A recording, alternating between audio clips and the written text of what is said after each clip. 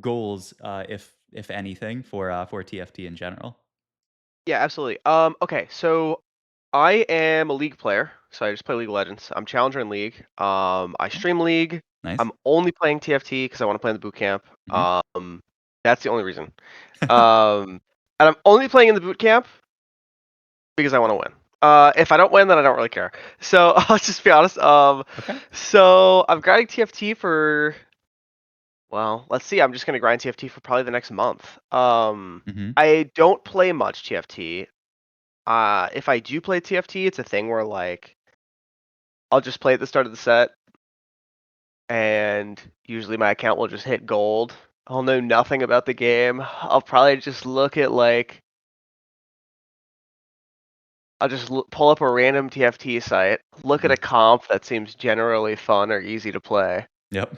Usually I do something dumb, like pick a fast 9 comp or pick a hyper roll comp. Like there's no in between. I just pick one or the other and force it every game. And that's Mhm. it. In the past 6 days, I have learned an insane amount about the game.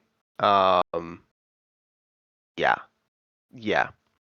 So my game knowledge is not that bad anymore. Like I know what everything means. My gameplay looks pretty. It like resembles human. It's not that bad, I think. Uh-huh. So yeah, yeah.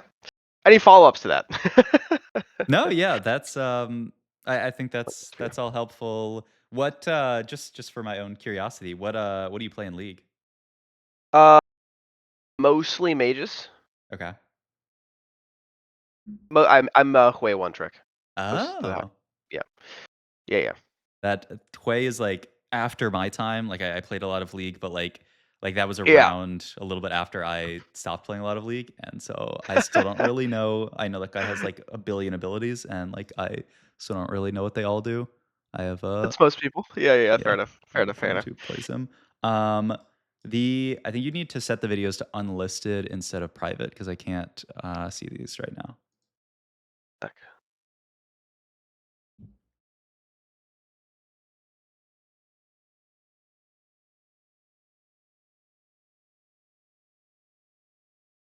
Um, okay. So yeah, I naturally have a ton of fucking questions. Mhm. Mostly because the there's not that much information on how to play the new set. Like I understand that most things Mhm. transition between sets very well. Like the fundamental transition between sets very, very well, right? Right. Um, but individual stuff about the set, at least what I found from TFT, it's more likely than not that people don't upload like educational TFT stuff unless it's like it'll be like whiteboard style Mhm. versus like fully educational gameplay. No Mhm. one's doing that on the PvE, is what I realized, Yeah. I think. So there's like nothing that exists on that. And then when I look at anyone who's high level, it's impossible to tell unless they're like saying it explicitly. Are they trolling to test if something's good, or do they actually think that the line that they're playing is good? And usually it's not because they think the line they're playing is good. It seems like they're just testing. So Yeah. yeah, that's raised a lot of questions for me because it makes it impossible for me to answer questions about this, and I really just need to have something that's really fucking solid before I go into it. Yeah. Play for 2 weeks. No, that's Anyways, I those are unlisted now. I agree with what you're saying, and yeah, a lot of high-low players are just kind of like limit testing random stuff right now on PBE just to get a sense for it. The other thing that I will say just about that and just kind of like balance in general, I mean, we have like basically 2 weeks left in PBE.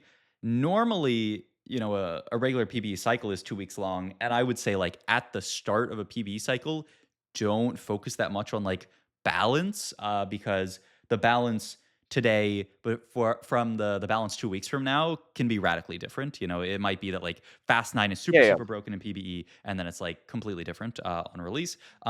It's probably going to be more stable this time around because we have this longer PBE. So like I would say, like if in a normal PvE cycle, the meta can, just completely take a 180 turn and just be like completely different.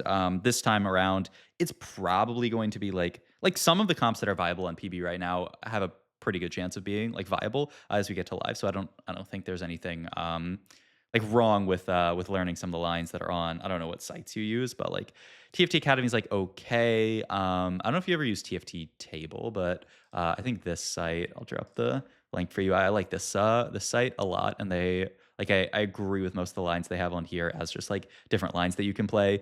And then yeah, when it comes down to like fundamental educational stuff, yeah, I mean a lot of people are just like playing games, trying stuff out, limit testing stuff out, and so I can definitely help answer any kind of questions you have as far as I don't know more fundamental stuff or just kind of like general questions about the set and how it like fits into the fundamentals as well.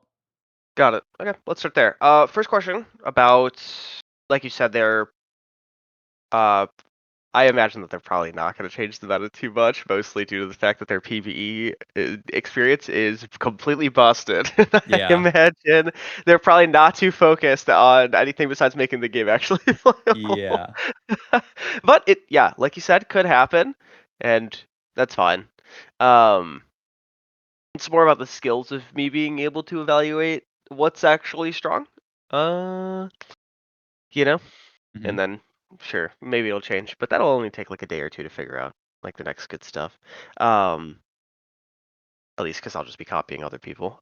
Okay, so how do the patches actually work? Like for PPE, do they just patch at random intervals and then, or do they actually release like patch notes of what they're changing before it goes to live?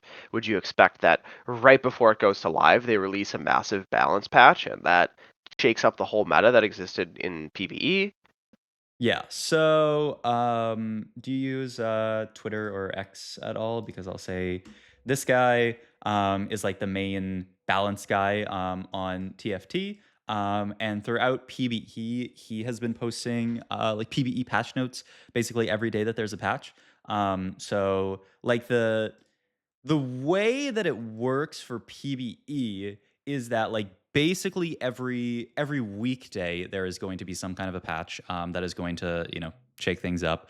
We've already had a ton of these that like one day. I mean, literally yesterday they kind of like reworked how six Blackthorn works. So that stuff's gonna happen throughout PBE as we get close to live. Like usually what will happen is they will say like a few days before live because live will go live on a Wednesday.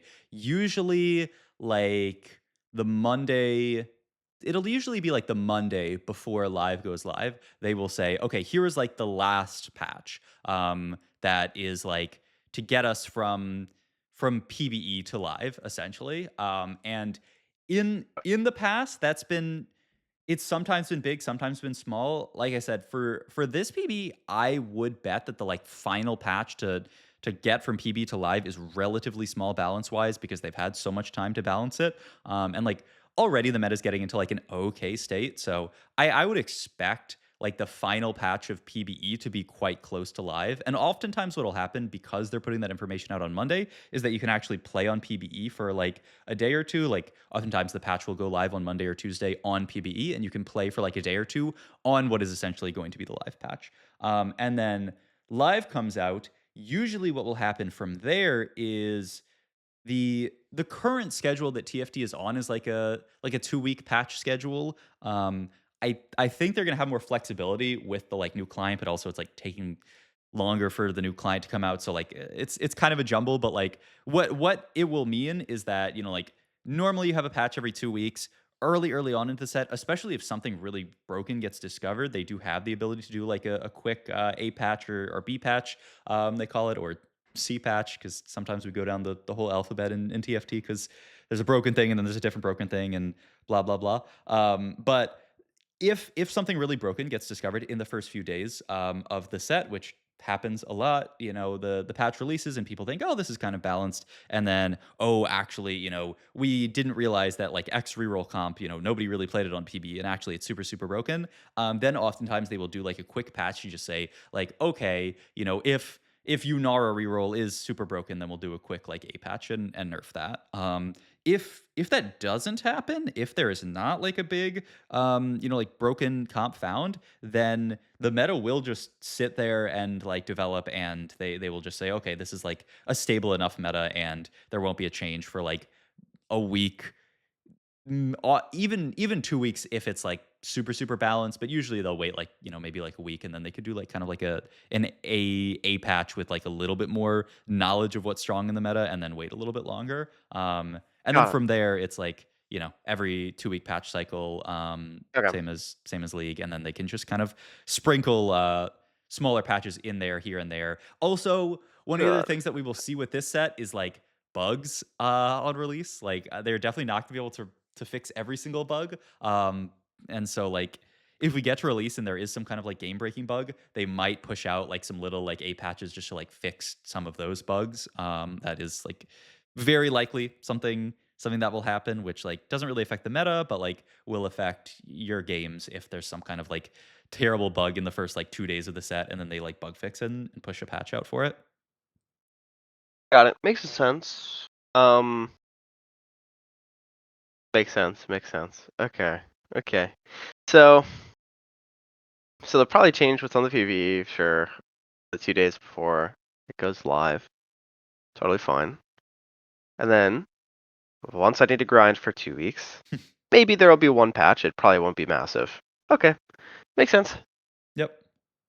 Yep. Okay. That adds up. Um, Now Hmm. I do have some questions for you just about more like actual specific TFT stuff, if that's Yeah. okay before we VOD review. Yeah. Yeah. For sure. Okay. First question. This is more of an esoteric question, but like, for some of these augments that are like very strange, um, for instance, trait ladder is a good example, or something like this. Hmm. Even something like a coven augment, anything that augments the way that you're playing the game completely. Like, Hmm. um, should I bother? Should I bother learning? It's different if it's like solo leveling. Like that's not the Right. same. Okay, you know what I mean. Yes, yeah, one that I'll let you give the changes answer. your one that Yep. changes your, entire game plan. Mhm. I think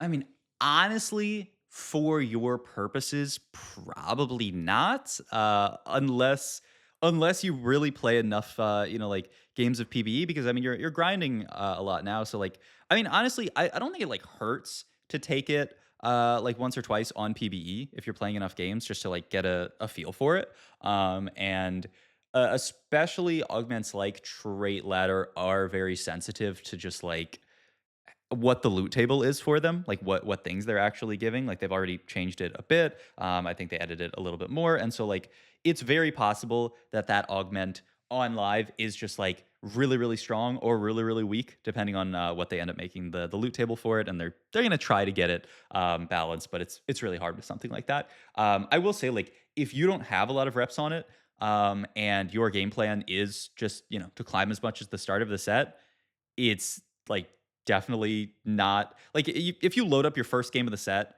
and on live and you haven't taken this augment on PvE, I would not take it on live, if your goal is to climb as quickly as possible. I mean, Yeah, because yeah. it's just, like, it's difficult and, like, you're gonna want a few reps on it.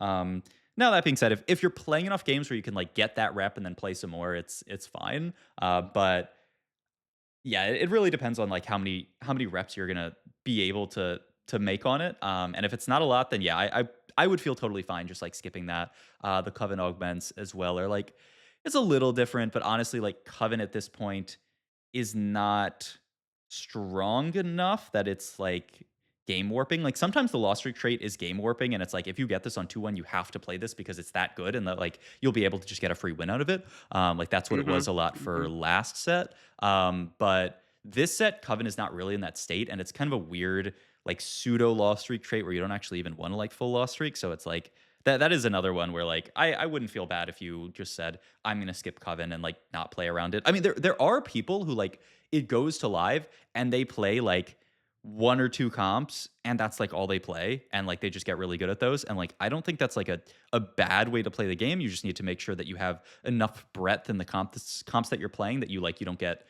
kind of stuck playing something from a bad spot. It's very TFT is very different from League in that way, in that like, you can't play a comp from like every spot. And if you try to do that, it's going to be awkward. I mean, you have the same thing in League with like matchups, is like you wouldn't feel great playing Hui into whatever like the worst Hui matchup is. But like at least in League you can have like player skill account for that to a decent degree, where it's like, okay, maybe I'm into like a really bad matchup for Hui, but like I'm a beast on Hui, so it doesn't matter. In TFT you can have that to some degree, but because a lot of the skill of the game is picking what comp that you play, if you kind of give up that agency of picking the comp and you just like lock into like a few lines, then it can make the game a lot harder to play.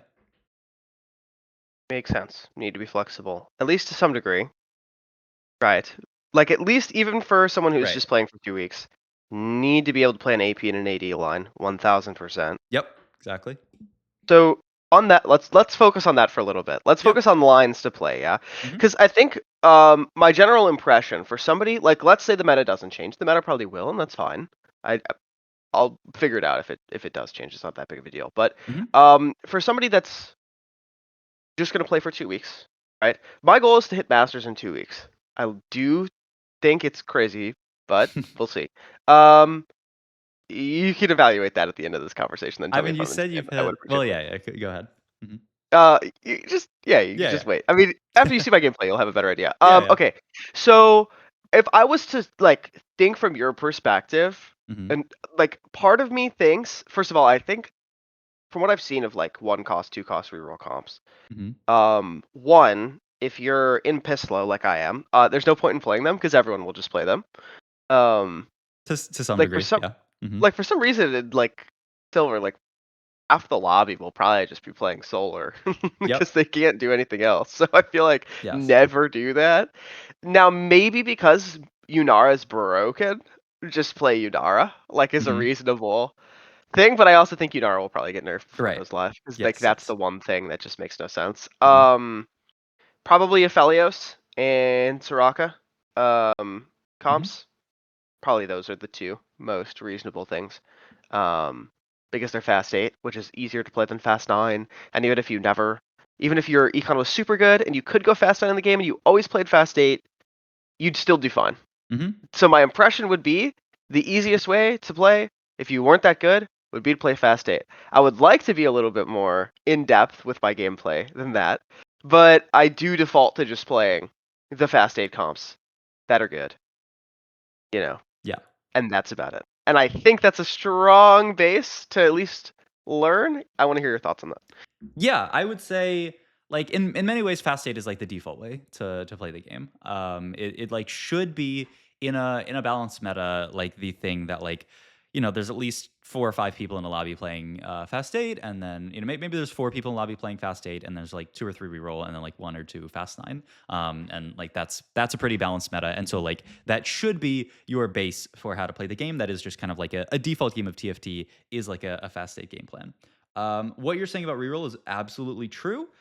People will just contest you from really, really weird spots. They will not scout very much. I mean, reroll is the most sensitive, like type of line to being contested, obviously, because people are taking copies out of the pool. It's making it a lot harder for you to hit. And especially the lower in elo you go, the more people will just like not scout at all and will just play aligned, and they're just like, oh, I got an early kale, okay, I'm gonna play kale, and like it doesn't matter that you have the solar augment, like I'm just gonna play kale anyway. And it can Yep. completely grief your game plan. So yeah, I would, unless there's a really, really broken like S tier reroll line, I would try to shy away from it, especially early on in the set. That being said, there will be lobbies where once again, if say like solar's broken on release, and you get the solar augment and you do a quick scout of the lobby and like you're pretty confident nobody's in it, like you can probably take a first from that. But you have to be very, very careful, and especially if you do not take a committal augment, you also do need to be willing to pivot. Like if you start the game with some kind of just like random item augment, and then you think I'm okay, I'm playing solo reroll, and then you scout like, oh, nobody's playing this, and then you scout again like start of stage 3, and you're like, oh crap, like this guy actually just like pivoted into solar out of nowhere, then very often the correct thing is just like, okay, this person's gonna play it. There's nothing I can do about it. I'm just going to, okay, I have a Gwinsu slammed. Okay, I'll just play this into like a Felio stuff, and it'll be fine. So Okay. that's definitely something that you can and very likely should do. As you get better at TFT, and also as the people you're playing against get better, you can try to like bully people out of comps within reason. You say, okay, I have a much better kale spot than this guy. They should pivot out. And if they're a good player, they will do that. The problem is if they're a bad player, they're just going to play kale anyway, and they're just like not going to worry about it. So that's something that you can do as you climb more. But at the lower elos, I would definitely yeah, just be Okay. open to pivoting out if you're contested. Um, Yeah, I mhm. think my thoughts on the reroll comps, because I think it is like I think the thought is that I'll probably will never play the reroll comp, even if it's uncontested. Like it's just not going to be my thought is not going to be play a reroll comp. The reason why I think so, from what I've understood, is that usually they cap out. Like you can only get like you usually get like third or fourth if you played the game pretty well, right? Like the number one and two people, like number two is usually someone who played fast eight pretty well. Number one's usually someone that like hit everything and went nine. That's Yeah, usually I what I've mean, seen. it depends on cost. Like the lower, like one cost reel, yes. Like one cost reel is basically always going to cap at like a third or a fourth, unless the line is like super super broken. And sometimes there are one cost lines that are so broken that like you can still like get a really good placement on it. Two cost reroll will like cap a little bit higher. Maybe you go for a second or a third, and then like three cost reroll is strong enough that you can win games with it, just because it's a lot more expensive to get to a bunch of 3-star three costs. So like three Right, cost makes reroll sense. has will have a higher win rate than like one and two cost reroll, and you can actually like cap out high enough to win games with it. So that's Cogmar right now, pretty much. Yep, Kog'Maw. If you play any of like the Rangar stuff, Yep, yep, yep, it's yep, yep. uh it's decent. There's one more that I'm. Oh yeah, I haven't played enough of the Trist reroll yet, but I've seen people playing it and it's looked pretty decent. So there's like the Okay. Trist Rammus reroll stuff, but yeah. So are there spots like go into a game of TFT, you how do you evaluate I know this is a loaded question because there's a ton of context that's going to go into this, right? But let's say okay, so it's the easiest to evaluate whether or not you're going to play a hyper roll comp, or you can evaluate that probably distinctively the soonest, right? hmm Because if you don't get a good augment to play hyper roll at the beginning, and other people do, you're not playing hyper roll. Done. On your first augment selection, I imagine it's that way, right? Like for one and two cost reroll. Yeah, Um, pretty. I mean, yeah, you're gonna know very likely, like with a high degree of certainty, like on 2-1, do I have the spot for this like one or two house real comp? Because it's also just like, mm, have I seen enough copies? Like, am I thinking of playing around some kind of like solar comp with like an Orin front line? Okay, I started the game with an Orin 2. Like, okay, that's a very good sign, like that I can like play around this guy and actually reach an Orin 3 quite quickly, or vice versa. Like I have zero copies of Orin here, any of the relevant units. Okay, well then I'm just gonna play something else, some kind of fast state line. got it. Okay. And between fast eight, fast nine, and three cost reroll, um, how do you determine which of those you're going to play? Do you only play three cost reroll if you have something like Prismatic Ticket, or are you know what I mean? Yeah. Three cost reroll, just by definition is going to be like the most expensive of the reroll lines, and so yeah, you really want a lot of econ, like you're saying, something like Pris Ticket, or you can do like double gold econ to play into it. Most of the kind of like signifiers for playing it will be either you get like a good three cost from an orb. You start the game and you get like a Master Yi off an orb, and you're like, oh, okay, I could play towards this and like itemize him. The other thing is like a lot of these three cost lines will often have like kind of specific like itemization that you really want on them. It's interesting, the adapter comp, because you can actually go like a few different paths down that, but like Hmm, you can hmm. actually even get away without Gwinsu on that line. But like it just for assumption, like imagine that you like need Gwinsu to play like Master Yi. And like if that's the case and you start the game with Quinsu components, you can say, okay, well, like I have really good items for this, and maybe I got like an Econ Og to start. Okay, I can certainly think about this. One of the other things to think about is sort of like win streak versus loss streak, and if you are on a loss streak, when you are going to spike your board. So like one of the things Yep. in Yep. TFT is Yep. like, like if you start the game and you just don't hit any early like unit upgrades, and you're like, okay, I'm going to have to play loss streak from this opener. Like there's no way that I can convert this opener to a win streak. I just have no upgrades and like no good slams or something like that. Okay, I have to play loss streak from here. And usually that will mean like intentionally losing a decent amount in the fights. You can try to kill units here and there, but especially after you lose like the first like 3 fights, you'd really like to lose the next 2 just to go for 5 loss into minions. Especially this set, if you get one of the wisps that like adds to your loss streak, because that is just being able to reach a 6 loss streak before minions is really really impactful, because you get your loss streak gold on the minion round. So like if you hit 6 loss streak and then you go into Yeah. minions, Yeah. you're getting Mhm. a lot more gold. Yep. Yep. Yep. And so if that is your game plan, if you're like, okay, I'm gonna 5 loss or 6 loss with the charm or whatever, and then I'll lose maybe 3 more fights from here, so I'm on an 8 loss at this point. Be you have to be intentional about when you're going to spike your board, because like what a lot of people will do is they'll just be like, okay, I'm gonna loss streak and like I'll kind of figure it out, and then they lose 8 fights in a row, 10 fights in a row, and then they're like, okay, I'll just like go level 8, and then they spike their board. They get to like an okay level 8 board, but you're on like 20, 30 HP, and then you lose 1 or 2 fights and you just die. And it's like, okay, well, BG's, I got unlucky. And it's like, no, like you didn't have a good enough game plan for when to spike your board relative to the lobby, and just like relative to like your spot, and so you ended up just dying. And so like a better way to play, I think, when you are loss streaking, is just being very intentional about when you're going to spike. And two of the easiest like lines that you can spike on is like 2 cost reroll or 3 cost reroll, because 2 cost reroll allows you to roll on 3/2 to spike your board. That's like very often what you'll do is level to 6 on 3/2, roll it down a bunch for like your 2-star 2 costs, your Yunara 2, your Alistar 2, and then your board will be very strong from there. And then 3 cost reroll, especially if you're lost streak, especially if you have an econ augment, you can level on 3/5 after stage 3 carousel, and then roll down for 2-star 3 cost frontline and backline, and be quite strong from there. And the nice thing about that is it gives you a very solid point in the game to spike your board, and then you can kind of stabilize from there.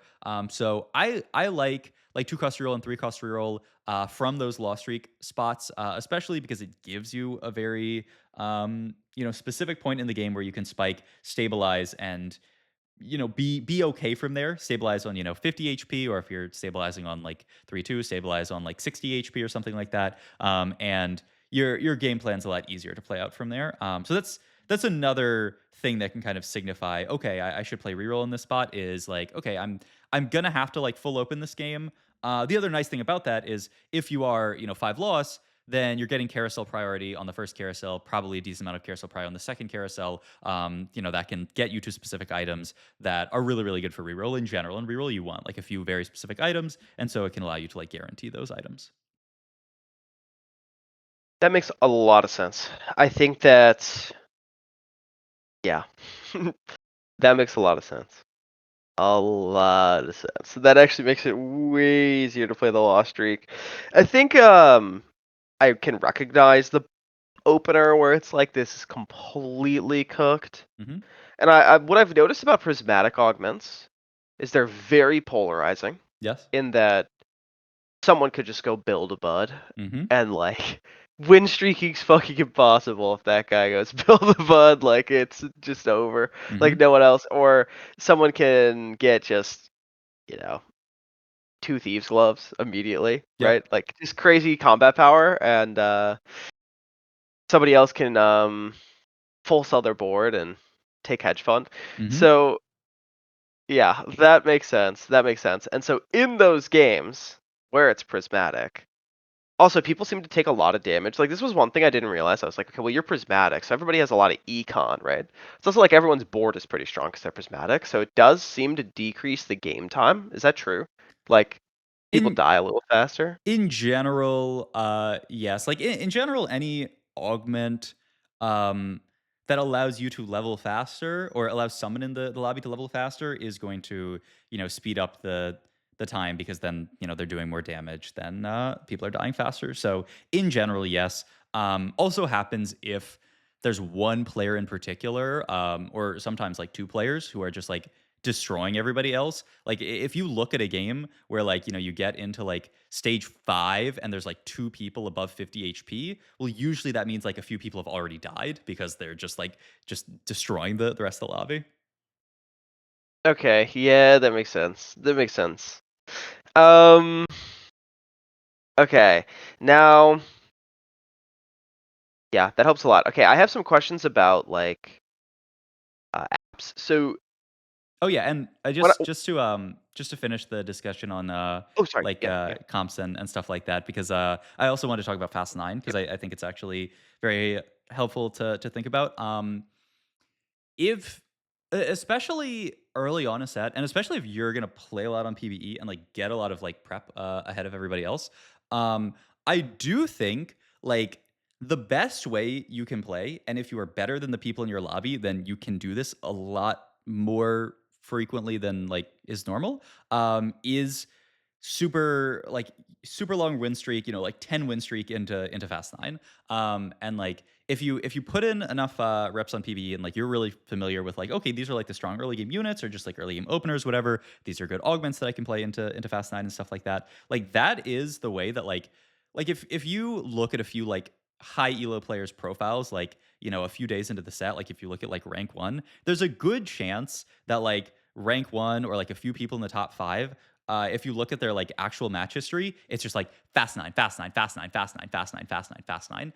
And they can do that because they are better than the people in their lobbies. And it's just like if you are putting in enough work, then like definitely your first few games, or your first 10, 20, however many games, you will be stronger than the people in your lobbies. And you can just play really, really hard for win streak, as long as you get like any kind of early game upgrades or even just like a good strong combat augment. You can play hard for win streak, go fast night a lot of your games, and then that also allows you to cap high enough to win the lobby. And so like I'll just say like if if you are confident in your skill going into live, and like especially like you say, okay, my goal is to hit masters early on into the set. Like if you think, okay, on release I'm a masters player, I just need to get enough like reps in on the set, then you should actually be like doing that a lot of the time, is just like destroying your lobby with tempo and then going fast 9 from there. Now if you lose your Yeah, that makes streak, sense. if you lose your streak, if you win the first 5 and then you like, drop your streak randomly stage 3 or something, you don't have the econ to make it to 9, then like okay, then you can just have this kind of like, all right, well, I thought I was gonna go fast 9 play AD, but instead I'll just, play a level 8 AD comp and it's fine. But that's just something to think about. And also just like not only is it a really nice strategy because you can cap out high enough to win the game, but it's also just like win streaking is just like OP from a like, okay, like worst case scenario, I start the game with a 10 streak, like I'm probably not going worse than like fourth that game. Even if I completely just grief my stage 4 and make like a horrible pivot or something like that, you just have the HP lead that you can like never go eighth from that spot, which is really nice for climbing because eighth is a lot of minus LP. You lose a lot of MMR for it. Like it's just avoiding eighths is good in TFT. So that is another way that you can just like avoid eighths in general, is just win streak out of the gate, and it just gives you that safety net of like, okay, I'm never going eighth this game. Yep, makes sense. It makes sense. Yeah. Yeah, I've struggled with this on the PvE because the lobbies aren't balanced. Yes. So Yes. there's usually a player who's just better than me. Like, Yeah. Yeah. and their board will just look. I'm like, okay, well, that's gonna be tough. Yeah. So, or there's just people who do random shit. Like they'll just have the wrong board, but they'll level to 5 almost immediately, and I'm like, okay, well, how am I win streaking through you? But it never feels like that when I play in my Peslo Gold lobbies in actual TFT. So I see what you're saying. Right. Okay, so so for the 9 cost, for the 9 reroll, right? Hmm. I understand that for fast 8, like standard is roll on 4-2. Hmm. Standard. And that the pivots are like Just roll slightly earlier if you have a lot of gold and you think you're contested, and you can, then Mhm. just roll earlier. Yep. That makes sense. Roll later if you're not contested and you're still winning and your board's really strong and, like, you have, I don't know, like, 2-star Zaya that's kinda just slapping. Great, Yep. Don't need to reroll yet. Mhm. I get that. That makes sense.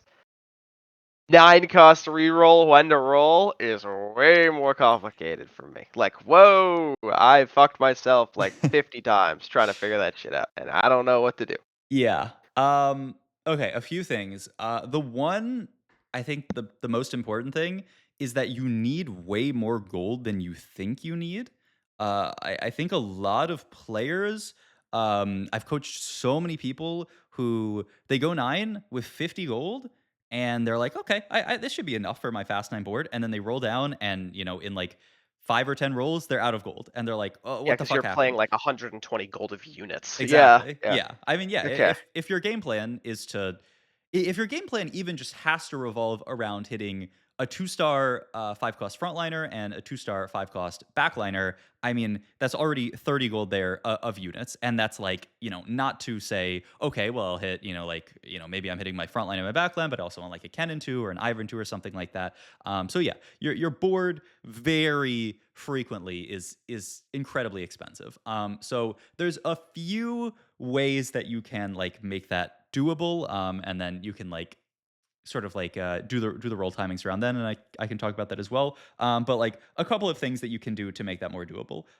One thing that you can do is you can build your board on 8 and then go 9 instead of trying to go straight to 9. This is like a lot more consistent. It's a lot easier. It does cap you out a little bit lower because like in an ideal world, you would always roll on like the highest possible level. But like, if your game plan is to play some kind of like fast 9 AP board and you're gonna like fit Ari on your board, you're gonna play some like Ari, a loon thing or something like that. You can just roll out on 8, hit Ari 2, hit like, set 2 frontline or something, and then say, okay, I'm just going to play this as like my base board. And then, maybe I was really rich in this spot. So I've hit Ari 2 and like set 2 or something like that. And I still have like 40 gold left. Because I had like hedge fund or something like that. Okay, from here then I'll go 9 and like my board will be strong enough that I'm not going to like take really bad losses, and then you just go 9 and instead of having to add, 80 gold of units or something on top of my board, I just have to add okay, like a loon 2. That's 15 gold, but that's like fine. I have enough gold for that.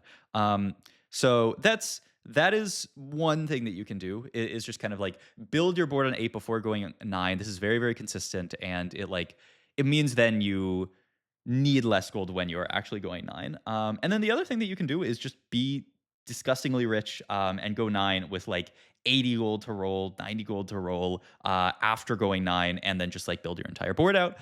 This is very difficult, but this is like one of those things where it's like, okay, I'm on a 13 streak going into stage 4 carousel. Like I'm I'm just I'm rich enough at that point. Like I'm on a 13 streak, and I took like some kind of econ augment 3 too. Like I am strong enough here that I can sack enough. I'm 100 HP. Even if I lose the next like 5 fights in a row, worst case I'm like 50 HP or like 40 HP or something like that. And so that's in those like really really high roll spots. That's something else that you can do is just like greed really really hard.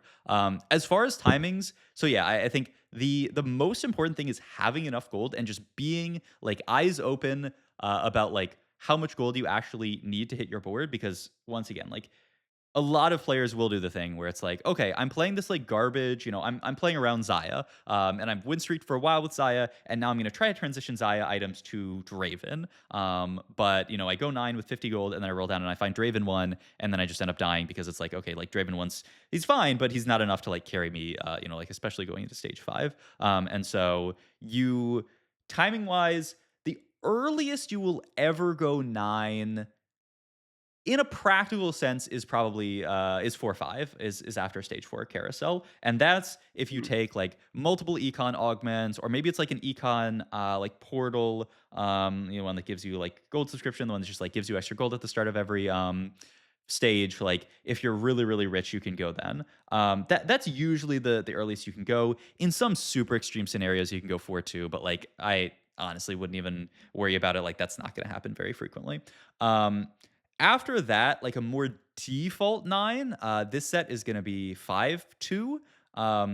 So just because of the way that, the XP curves level up, I don't know if you've heard people say like leveling on Yeah, interval. yeah, yeah. Right, right, right, right. Yeah. Yep, But 5-2 will be on interval, and then after that, you can go 5-5, after, carousel is, like, another like, I would say, like, 5-2 will be, like, more of a default fast 9, 5-5 would be kind of like a late fast 9, but, like, one of those situations where, like, okay, like, I'm win streaking, I'm, like, 80 HP at the end of stage 4, okay, I can sack 3 fights, at the beginning of stage 5, and then go 5-5, and, like, worst case, I'm 50 HP, and, like, sometimes you'll, like, win a random fight and be like, "Oh, wow, okay, now I'm gonna be, like, super healthy going into it." But yeah, I think the biggest criteria that you should be thinking about in these situations is, when will I have enough gold to actually go Fast 9? And got it.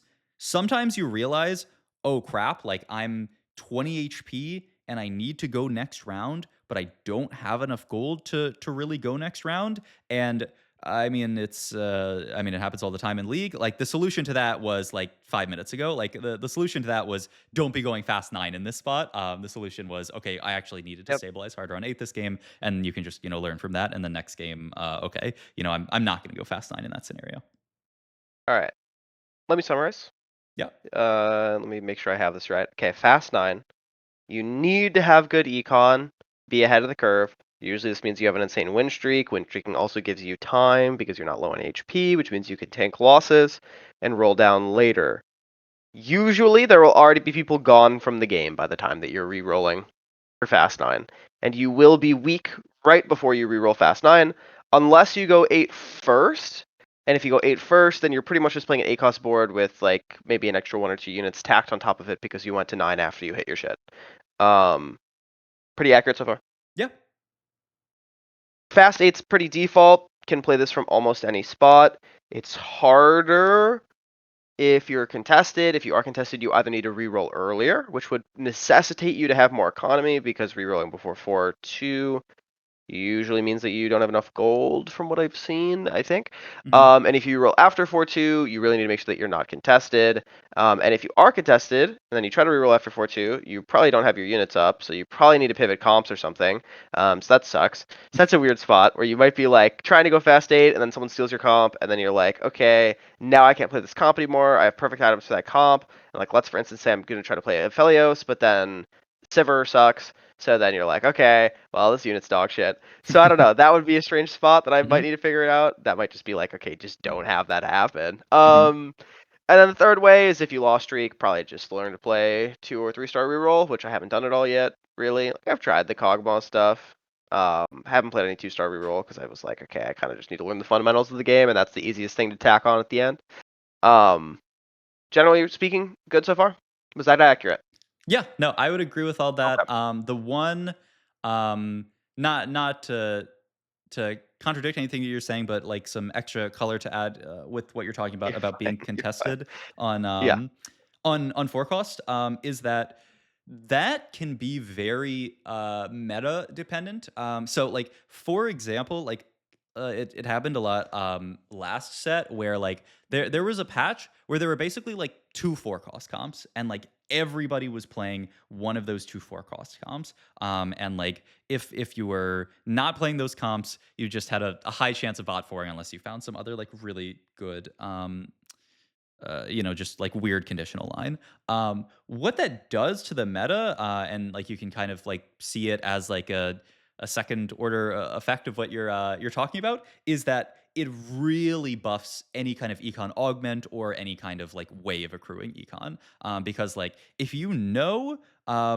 say this set it's like Ari or something, and it's on release and Ari is just broken, and there's always two or three people like playing Ari every single lobby. If you know that's going to be the case, but your spot necessitates that you should play Ari because like you just have really good items for it or something like that, then you feel really good even taking like double econ, two like gold econ augments on 2-1 Yep. and 3-2, so that then you can roll down ahead of everybody else. Like the super early reroll is like 3-7, end of stage 3 minion round is you can just roll before then if you have a disgusting amount of econ and just hit your RE2 before the other players have even had a chance to roll. So that's something to think about, is that like um the more flex the meta, the less you really need to prioritize like getting like a huge amount of econ ahead of time, and like the more narrow the meta, the more you really, really, really need to prioritize econ augments and just like other sources of econ in general. Got it. Makes sense. Makes sense. So if there are a lot of flux heavy boards, right? Like you wouldn't need to prioritize econ as much because you could always just pivot out. But it's gonna be that's like super rare. I bet. I bet there's usually just like quite quite an overpowered or two or three comps, and like they're usually not all gonna be fast eight, and then Yeah, like yeah. your Usually, board gets usually full there's and a you're few fucked. dominant ones. It's also Yeah. like usually as we get further into the set, it becomes more balanced. My only like going back to the fact that this is like a 4-week PB cycle, which is abnormal for TFT. Like I think this release meta will be more balanced than most other release metas, just because they have an extra 2 weeks to balance it. So I wouldn't be shocked if like 4 cost balance was like generally pretty decent on release. But I don't know. Well, we will see. We'll see, especially as we get further into PB. Got it. Okay. I'm gonna just hammer out the last couple of questions that I have that are Yeah, basic. yeah. Go ahead. Okay, hold on, let me read. I typed like 15. We did like 8 of them so far. Okay. Uh, yeah. Okay. Best way to tell if augments are good or OP. TFT Academy or Meta TFT, something like that. Like just download a desktop app. It's like, okay, if this is S tier, like Google it, figure out why once you're in the spot or something. Is that is that the Yeah. best thing? Because sometimes I don't know that this is Right. OP. Like for instance, Expedition. Like that Yes. loot table could be fucking broken. I don't know. Like I just look at Yes. that and I'm like, okay, when do I sack my unit? I don't like my because I might damage my econ early. I mean, sometimes I can kind of Right. like pseudo IQ my way out of it, but sometimes you just don't know. Like trait ladder, like I don't know the comp to play. Like I have to Google that. Yeah. Yeah. I think like a TFT Academy or Meta TFT is a good like starting point, just to know like, okay, like baseline Okay. power level. What is this augment? I think most of those are going to be But those are gonna be decently accurate at the start of the set, not perfect, but, like, okay enough. I mean, you're planning on just playing the start of the set. I will say, like, as you get later into the set, some of those websites, they just kinda, like, leave them there and, like, don't really update the augments that much, but, like, at the start of the set, they should have a pretty good, handle on the stuff that's strong versus weak. The other thing just to say about that is just do not fall into the trap of, okay, well, TFT Academy says this augments S tier, so I'm going to click the S tier augment Right, every right, single right, right, time. right, right. Augments are highly Yeah. spot dependent. And Yep. so the question is really just like, is this takeable or not? And like, what is the best one for my spot here? Yeah. Don't click Warpath with bad spot. Yep. Yep, Okay. exactly. Got it. Makes sense. Yep. Uh, okay. Artifacts. I have a feeling. So what I've been told about artifacts, from admittedly some pretty bad TFT players, but it sounds accurate. Uh, apparently artifacts are very meta dependent. It can be broken, depending on the unit. And for instance, like Mana Zane Ari, like that's pretty good. I think it's actually Ari okay. Cast. I think I don't Manzatari know. is like okay, but yeah. I don't. But I don't fucking know. I but mean, in I just. but Yeah. yes. I What just what never click this. I never click them oh because I'm okay. like, okay. I Yeah. Are they good? I don't. That's my question. Oh yeah, I mean artifacts in general are quite good. I mean what you're talking about is absolutely true, that like they are oftentimes most artifacts will have like a few users a set that are very good. So like Manazane, for example, there is it's actually good on a lot of the 5 costs. I mean it's good on like a Loon because you can like get her Cassie and get her to like the moon drop a lot Right. Right. Right. faster. Mm. Played Manazane Kennen a few times. It feels really good where he's just like he casts and does a bunch of damage, then he casts and does a bunch of damage again. In like the 4 cost space. I actually like it on like Soraka a lot just because it like gets her repeat casting. So like yeah, in general, every artifact will have like a few good users, and then it'll be pretty bad on everybody else because like they've pushed more and more that like artifacts are just kind of like highly specific items that kind of like bend the rules of normal items. They're like better than normal items or do more than normal items. And so they have really really good interactions with some units, and then like other units they do basically nothing on. So that's the idea behind artifacts. It is definitely a pretty big knowledge check, is the issue, and I think speaking to what you're talking about, where it's just kind of like, okay, how am I supposed to know what every single artifact, like what units that is good on in the game? And the answer is like it's difficult. I think they have it up. That website that I sent you, TFT Table, I think has an artifacts. They usually have an artifacts page, and I think they updated it for the new set. I gotta go find it. But that resources like TFT Table that have like, okay, here are like all the like good artifacts this set, and like what units you can play them on at a glance, or you can even look at oh yeah, artifact, and here this is the link for it. Um, but yeah, so like this, like being able to just at a glance look at this page and say like, okay, here are the units that like Dawn Core is really really good on. Here are the units that Blighting Jewel is really really good on. This is a nice page to just get a quick sense for like, okay, at a glance, these are the good artifacts, and these are like what units they're good on. So I would use a page like this, or you can go on other stats websites like MetaTFT and stuff like that. They usually don't have them laid out this nicely. Like I don't know, I like this site a lot. And so like this can be good to allow you to just get a sense for very very quickly. Okay, like I started the game Portable Forge. Like what are I have these four artifacts, and I just quickly glance through and see like, okay, who's which items are good on who here. I do think like what almost like the implication of your question, like I do think you would be at a disadvantage if you just like tried to stay away from artifacts in general. I know they are. It can be a little bit overwhelming, but if you do just like take a little bit of time early on in the set to just like look through most of them, kind of briefly understand like what they do and what types of units they'll be good on. I mean, this stuff is not really going to change that much throughout the set. Like RFC, rapid fire cannon's always going to be good on Master Yi, on Warwick, just because like range extenders on like strong melee units, especially ones that can like scale up over time, tend to be really really good. And so like just getting that like base level knowledge, and then like going from there, is usually good enough to get you there. And it's also just like, if you start the game with like, disgusting spot, I get a Yi from an orb, and then I get to take Portable Forge. It's just usually insane. There are other the last thing to say, I guess, is that there are comps that are better artifact comps than others. Like this Master Yi one really screams to me as like an artifact comp, just because Yi can use so many different artifacts, like a lot of the melee artifacts. I mean, you can see on the page that I linked, like Lichbane's good, or not Lichbane, Rapid Fire Cannon's good on him, Hellfire Hatchet's good on him, Wit's End's good on him. I mean, Mittens is even good on him, Titanic Hydra's good on him. Like units like that, where there's like 5 or 6 really good artifacts on them, tend to be like, okay, I'm really, really happy to take like a Portable Forge or the Prismatic one, the Living Forge, and play into that line. It's a little, I like to actually like get you to like the like being able to get the understanding for yourself of like which comps are artifact comps. I mean, honestly, the easiest start would just be to be looking at pages like this and see, okay, like I see a few units appearing a lot here. Like I see Kale appears a lot here, Yi appears a lot on this. It makes sense. Yeah, The yeah. interactions are relatively obvious. Like if you like I can understand why Malphite's good with Light Shield Crest, Hmm. and I can understand the synergy with Light Shield Crest. Like it makes sense. Yeah. Doncor obviously makes sense. It makes sense. It makes sense. It makes sense. Seekers needs people that can farm. Yeah. This doesn't actually care about the resistance stats to some degree, I suppose. Uh, Maybe the AP's enough, but okay. I mean, it makes sense. I can see why it works like this. About the augments, or sorry, the artifacts. The Wisp, where you sacrifice 3 components for artifacts. Hmm. How good is it? I think it's pretty good in general. A few things to consider. Like I've clicked it a decent amount of time, and usually when I click it, it feels fine.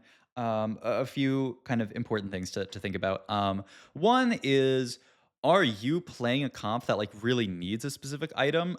So for example, like Kale really needs enough attack speed. Like you almost always want to have a Gwynsus onto her, just to have like enough attack speed onto her. And Yep. so like if you are playing that line and you have like say Gwinsu JG slammed onto Kale, I would be apprehensive to click the artifactinate there because there's a good chance it just deletes my Gwinsu. And then, okay, sure, I have a good artifact on Kale, but it's not really going to do anything if she has no attack speed. You can hit Flicker Blades, which will kind of get you Okay, back so there, but like, click it if you have bad components, I guess? yeah, it's usually like, I mean, if you have any specific items that you're like, I must include these items on my board, be a little careful about clicking it. I like it a lot more when you have taken things like item augments, because if you think about, like some kind of augment that gives you like 3 items to start, I mean, that almost like transforms that into like a portable forge. So in general, that's quite good. It's also good, once again, if you're playing a Master Yi comp, I would click it almost all the time, just because once again, like this guy is so good with artifacts, so like it's reliant on how many artifacts you have. Oh, and then the last thing to consider is just it turns 3 components into 1 item. I actually had a game the other day where I had a triple item slam on my backliner, so 6 components dedicated to that backliner, and I was like, huh, if I click this, it's actually going to turn my 3 item carry into a 2 item carry, and then I'm not going to be able to get to that once again that third item until carousel here, and that actually might like make me lose some fights, and I was on a win streak and my game plan was fast 9, Yeah, and right. so I ended up not clicking it because I was like, just getting the third item on a unit is so powerful. Items scale with each other, and so the third item is like the most important item to put onto a unit because it's not only giving you stats, but the stats it's giving you are being multiplied onto the stats of the previous 2 items that you've made. And so that's another thing is that it turns like if you have an even number of components and you're like trying to play for win streak, then it turns that even number of components into like an odd number of components, which can actually make you significantly weaker sometimes. Yep, makes sense. Um, okay, last esoteric question before we move on to something. Um, that makes a lot of sense. Oh, also, I guess I'll ask about this. Mhm. Some of these things seem like dog shit. I'm never clicking them. Like, for instance, this like 2 tanky thing. I Oh, understand that, like, is it double double trouble? double trouble, the Double set, whatever? yeah. That thing. Okay, I remember last set, people were bitching about Samira. Mhm. Uh, I don't know anything about that, but, this thing seems dog shit, so I don't think I'm ever clicking this, right? There's 1 comp that you can play it with, that has been Okay, discovered so far, locking and in. Alright, double trouble comp. so Okay. the double trouble comp right now is you play 2. It's Cassiopeia, Fiddlesticks, and Rammus. Um, and then on level 7 you add Soraka to that board as well, and so you get Defender and Spellweaver, and then you also get 2 Flora Fatalis. That is like the double trouble comp, and that's basically how it exists every set. Is that like there's 1 double trouble comp usually, or 2 tanky comp. Last set it was Samira, and it's like you can play this line from this, and that's basically it. Yeah, aside from that, I would never like take double trouble and just try to play like, fast 8, some other comp and like try to make it work. It's just like there's a specific comp that you can play it with just because like the Uh, traits work and the units work together. Why did you do something? no, you just have no idea what my skill level is, so, like, you just kinda, like, spray and pray to make sure I won't do some, like, truly insane I mean, shit. I'm just It saying, just makes like, me laugh. I would when I was new to TFT, like, I definitely did that a few times. It's like, especially like the first time, because I played way back when like it was the first time they Uh, ever like printed Double Trouble as an augment, and I was like, fuck it, I'll play Double Trouble and play like 2 of these 4 costs on my board. It can't be too bad. And what if I get a 3-star of Felios and they give me a 2-star? This could be really true, good. that sounds fucking broken. Okay, okay, that makes sense. Okay. Do you have any advice for the tournament generally? This can be, like, esoteric shit. That's, yeah, play Um, that one up. yeah, I mean, just like climbing in general, especially like at the start of a set, or yeah, like what specifically are you looking for? Yeah, I think that's what I meant. I'm thinking about what I meant, but I don't know. That wasn't condescending. I think, like, mm, yeah, sorta, like, the goal is to climb pretty fast. My account sits in gold right now, right? So my MMR is gonna be bad. I'm gonna have to play a lot of games if I wanna get my account higher. From my experience, Okay, for reference, just so you know, I actually don't stream with viewer count on, so I don't know how many people are there. I know it's around like 40 to 50, but I actually don't know the exact number. So I assume that I might get into the tournament, might not. I'd probably be put in beginner, Mhm. probably. Um, yeah, and I think that to win, I need to get like Diamond 2 or Masters from Gold. Because Mhm. of how TFT MMR works, seemed fucking brutal. Because once the game like classifies you as that, if I don't win out, basically my first 10 games, I'm fucked. Like I I have to would not win. I would not say that. I would not say you're fucked if you don't win out the first I mean, I think, like Doesn't it nuke your MMR? Like you get like plus 150 for first at the beginning, and then after that it's like plus 50. Like it's way harder. well, yes, but, like, yeah, yes, you are gonna get an insane amount of LP, in your, like, in your placement games, but, like, I mean, everyone's gonna get an insane amount of LP there. Like, yeah, I mean, if you start your placements and go 8, 8, 8, 8, 8, that's, like, probably not good, but also, like, Uh huh. usually in your placements, you're gonna be playing against relatively, like, new players. Like, there will probably be a decent amount of people who, like, opening up TFT, this is, like, their first game of the set or their first few games of the set. Like, the people who are playing PvE are not the norm, and so just, like, even going in with the experience of already playing PvE, you'll be in a pretty good spot, so you'll probably do fine in your first few games, and, like, from there, like, everyone's on kind of like the level playing field of just like kind of like normal LP games. Like, nobody is really like gaining an insane amount once they're like 10 games in, even if they did go 1 1 1 1 1 1. Like after those like kind of like really, really early like placement game LP gains drop off, everybody's kind of on a level playing field. So like, yeah, I mean, obviously don't just do horrible in your first few games. But I hear what you're saying. Because you'll on PPE right now, I get literally plus 40 for a first. yeah. So is that normal? Yeah, I mean, I would say, yeah, Bro, that's that's impossible to climb. Like, what? That's the most you can get is plus 40? In League, you get plus 30 if you win, and you only win or lose. So, uh like, wow, you get plus 30 in League these days? I feel like it was so much yeah, lower when I used to play. But okay, I mean, that's it pretty was. Yes, it was. okay. Yeah, yeah.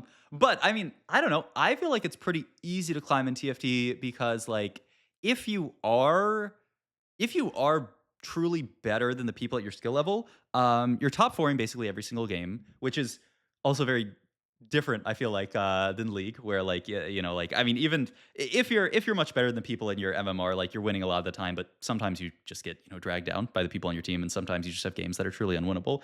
In TFT, like if you are better than people in your lobby, it's very rare that you have a game that's like untop fourable, because like if you're just truly better, you will find a decent enough line, and you will be able to at least get a top four. And oftentimes, if you're significantly better than the people that you're playing with, then you will be able to top one or top two. So that's the nice thing about TFT is that like because it's a single player game, the game is almost entirely in your hands, minus the RNG aspect of it. But like honestly, skill plays such a such a part that like I think like if you're better than people in your lobbies by a significant degree, you will like never bot for unless something really strange happens. And so like because of that, I think it's relatively easy to climb if it's I mean if you're good enough. If you're better than the people in your elo, then you will climb in TFT. But yeah, Got like it. I mean plus 40. I mean early on in a set, like especially if you have good MMR, you can get like plus like 60. And like like if you have like crazy good MMR, like a little bit higher than that. Trying to think what the highest like normal LP gain I've gotten outside of like the placement games, but like you can definitely like early on in the set if you're like doing well, get like plus 60. And I mean that's like 2 wins and then you're up an entire tier, like or like a rank thing. So like it's not if you play a lot, it's definitely doable to climb quickly. Yeah, did you have any questions on that? Because I could also just yap a little bit about just climbing early set in general. No, I think it makes sense. Okay. Yeah. What else I was gonna say? I mean, one is just. I mean, you probably know this, but like, just spamming games early set is really good. From an LP perspective, from an efficiency standpoint, it's not great. Like, I if your goal was to holistically become the best TFT player, I would say like watch a lot more high elo player VODs and like VOD review a lot more. But if your goal is just to be the highest rank you can be at the start of the set, I mean, then just spam games is good because like the game wants you to climb. Like early on in the set, there is just like if you go fourth, fifth, fourth, fifth, fourth, fifth, fourth, fifth, fourth, fifth, you're going to climb a bit, and especially if you go, you have better than that. If you average, a 4 or 3 or something like that, then you will climb fast. And so like in general, playing a lot of games, it's never bad early on in the set. I will say if you do hit like a wall, if you do hit like a loss streak where you're just like bot four, bot four, bot four, bot four, bot four.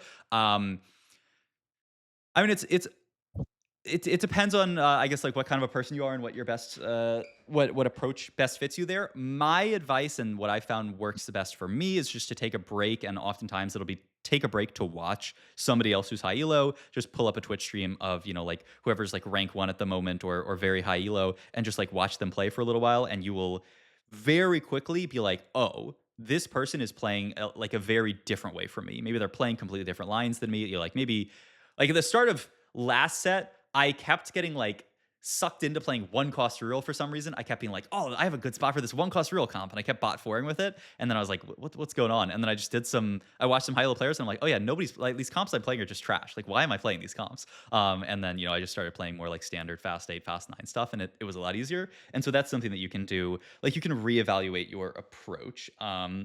Meta read is something Got it. that is like quite valuable in TFT. And like if you are just playing a bad comp a lot of the time, you will bot four more often than you should. And so like if you find yourself in a streak of bot fours, I find that it's very good to just kind of like reset, watch a high low player, or just to say like, okay, where's my approach going wrong here? Like, is it that I am just playing weaker lines? And like, if you look at the match histories of a bunch of high low players and you're like, oh, I play this comp like every game and they like the high low players never play this, I should probably not be playing it. But sometimes it is the other side where it's like I'm playing the right comps, I'm just executing poorly, and then it just comes down to like fundamentals, which is like another thing that you can learn from watching players as well. Got it. That's up. Okay. Um. Okay. Probably going to VOD review now. Yeah, let's do it. Okay, let me see. Do you have the thingies? Okay, yeah, I can Yeah. see now. Okay, you want to start with the first one you sent? I don't remember which is which.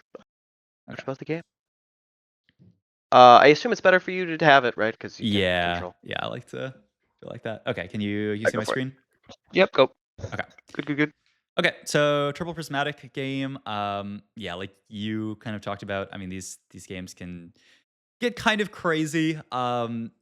Most prismatic augments are fine to start here.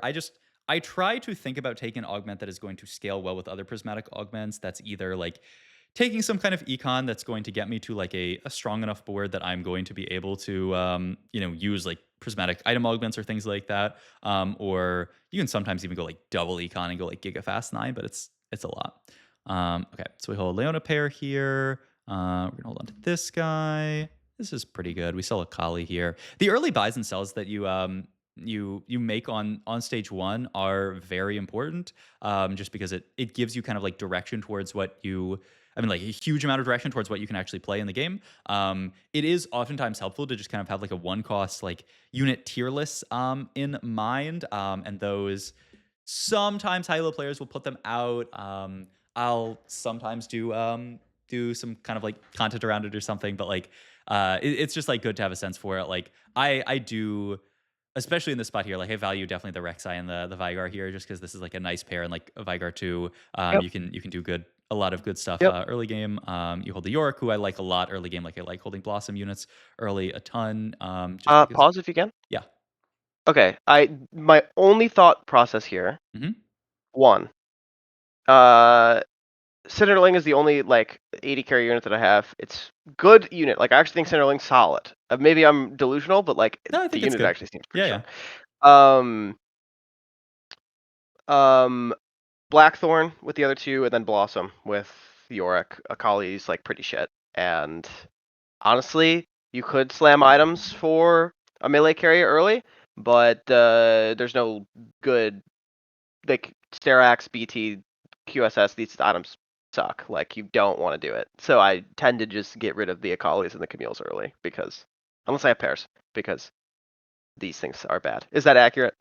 I generally, like, yeah, don't hold a Kali or Camille that highly. If you do hit a Camille 2 or an Akali 2, you can definitely play around these guys. Sure. Like, I had an early game where I had, like, an Okay, okay, early okay. Akali 2, and it was, like I had, like, Gwinsu Sterak's on it, and I ended up playing towards, like, the Aphelios board, where, like, Sure. he can hold on to the Gwinsu, and then, the Brambleback can hold on to Sterak's, and so, like, I think that's fine, and, like, I wouldn't I don't think I mean, there's some items that are, like, meh early. It's a lot more like, is the item good in the early game and not necessarily like, is the item bad or not? Like, it tends to be, more like defensive items tend to be worse. Not defensive tank items. Like Sunfire is good, Gargoyle is good, like stuff like that is good. But like a defensive like carry item, something like a Bloodthirster or a Gunblade or an Edge of Night, those items tend to be kind of mediocre in the early game because like your carry is not often under enough pressure that it needs that like healing or that aggro drop or something like that. Right, right, right. But and so you would just prefer more damage. But like for example, like Sterak's actually has like a lot of AD attached to it, so it's not even that bad of just like an offensive item. But yeah, like you have like QSS as your potential early slam here, and it's like yeah, it's not an amazing early slam because you're not getting CC'd that much early, but it's not like untakeable. But yeah, okay, so you're gonna hold on to Gotcha. the Alistar here. Holding on to a lot of these units. Yeah, like I like. I mean, these guys with Alistar could be an opener here. You're holding on to Leona Perry here, which I think is fine. You're gonna need to hold some extra stuff. Okay, then we get the extra um, Rek'Sai, which is really good, and then we're gonna sell these guys to buy this stuff. So we end up selling off on the Yorick. I don't really love selling the Yorick just because I think he's such a good early game unit.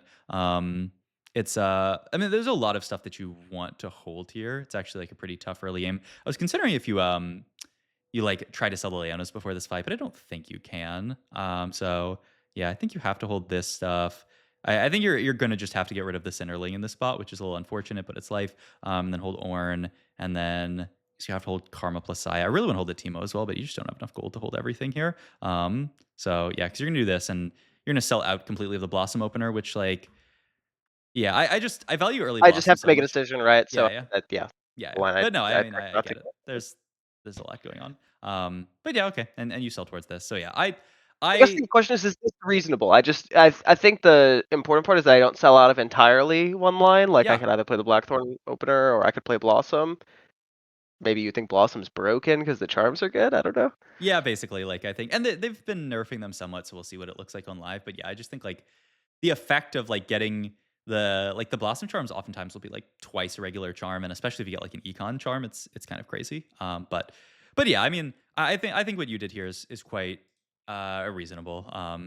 So yeah, I think in general it's fine, and yeah, like in general, just the fundamental of like holding the units that make sense together, holding pairs for the most part. Yeah, it makes sense.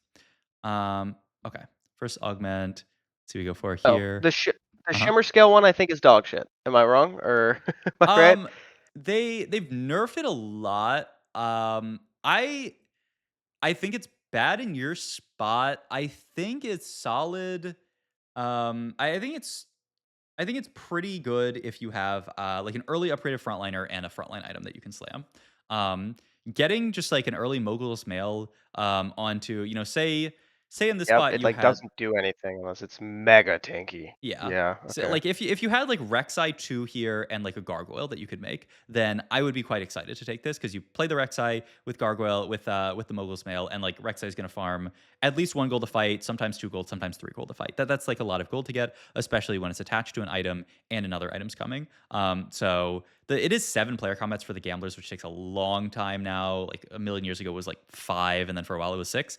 So 7 combats to get the Gamblers is a long time, but yeah, I would click this if you did have the spot that I'm talking about, like 2-star Rek'Sai and another tank item that you can slam, so you can have this plus tank item. But yes, if you take this Got it. here, you're just not gonna farm and it's not gonna be good. So yeah. And Um, Shop I think is I it's think not it.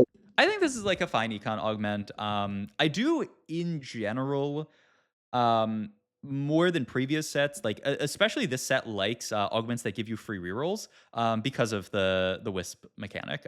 Because if you have free rerolls, that means you can just say like, okay, maybe I'm on a win streak here. I'm just going to use one of my free rerolls and roll to get a wisp. So that's something that you can think about here. I think this is just like a fine Yeah, econ augment in general. Um, makes sense. And then you look like you default to Component Quest here, like, this is the one that you're most excited to take here, is that right? 'Cause it looks fucking broken. That's 8 components. That's Yes. gotta be OP. That It has to be OP. I it mean, that's 8. What the so, hell? I guess we can talk about a bias that I think a lot of TFT players have, that I think can lead you down some bad paths. In general, I think a lot of players kind of do what you're talking about, and they bias towards, like, the late game effect of this, like, the eventually I will get this, type thing. And I think players over bias towards that and under bias towards the now. And I think if you can reverse that and focus more on just the now and being strong right now, um, in general, that will be good. Now, this doesn't mean that, like, every single time you should, like, level and leave 0 gold left over, or just like roll it down, to Yeah, yeah. be as strong as possible right now. But I think a lot of players over over focus on, like, what will eventually later be good. You'll take an augment and say, okay, like, it's stage, especially something, like, it's like, it's stage 2 here, but if I take this augment, I'll be really strong stage 4. Okay, that's great, but, like, stage 4 is really far away, and, like, you could be dead before then. You could be, like, 1 HP going into stage 4, or, like, a lot of different things could change. And so, like, in general, I think it is best to just, like, bias yourself towards stuff that's good right now. Component Quest is, I mean, obviously it's an example of something that is good later. The scary thing about Component Quest for me is that you have to win fights to unlock these components. And like you talked about earlier with prismatic lobbies, they are very variant in how strong boards are, and there are oftentimes a lot of strong boards. And so essentially, what this augment says is win fights when you're basically down a prismatic augment, and if you do, you get the reward of getting some extra components. But it's a big hurdle to jump over. So I don't like this augment that much, because I think unless you have, like, a really really nice opener, it's gonna be quite hard to win a lot of fights. Like, I think the average case scenario when you take this augment is that you win, like, maybe 2 fights on stage 2. Maybe there's, like, a couple of people who are, like, griefing or just not playing strong boards. And if that's the case, then going into stage 3, this prismatic augment has given you 3 components, which is quite bad for a prismatic. So, yeah, those are my thoughts about Component Quest, in general. Okay, makes sense. But yeah, so you'll just have to play our strongest board here. Like, because you took this augment, I feel like you actually just, like, have to level in this spot here. I don't know if I would have. I guess you can take this charm. It's 1 gold, and, like, you kind of have your board here. Like, I was just trying to think about, like, what would this wisp hit that would actually be, like, good on your board. And, like, I don't think there's really much. Like, maybe you'd find, like, I don't know, LeBlanc or something, which would be, like, a decent unit to play. But yeah, like, I don't think this wisp actually, like, does that much in your spot, and it's a gold. And, like, early game gold matters a ton, because, like, losing a gold Yeah, makes sense, here, makes sense. yeah, can, like, end up having, like, really big impacts, like snowballing your econ later. So, yeah, something to keep in mind Mm. as well. Okay, so we are going to get the early Zaya. We're gonna make the Kraken here.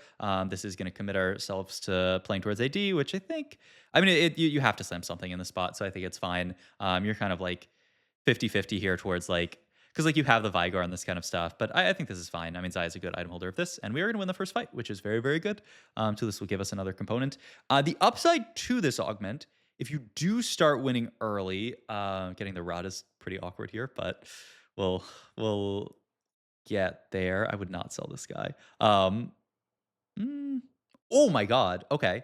Um, I think, okay. So in general, what you're doing here, like, the really Wait, wait, did you see how strong my opponents are, by the way? yeah, yeah, They're super strong. yeah. I Like, mean, there's I'm not the only one at 5. Like, I yeah. don't know.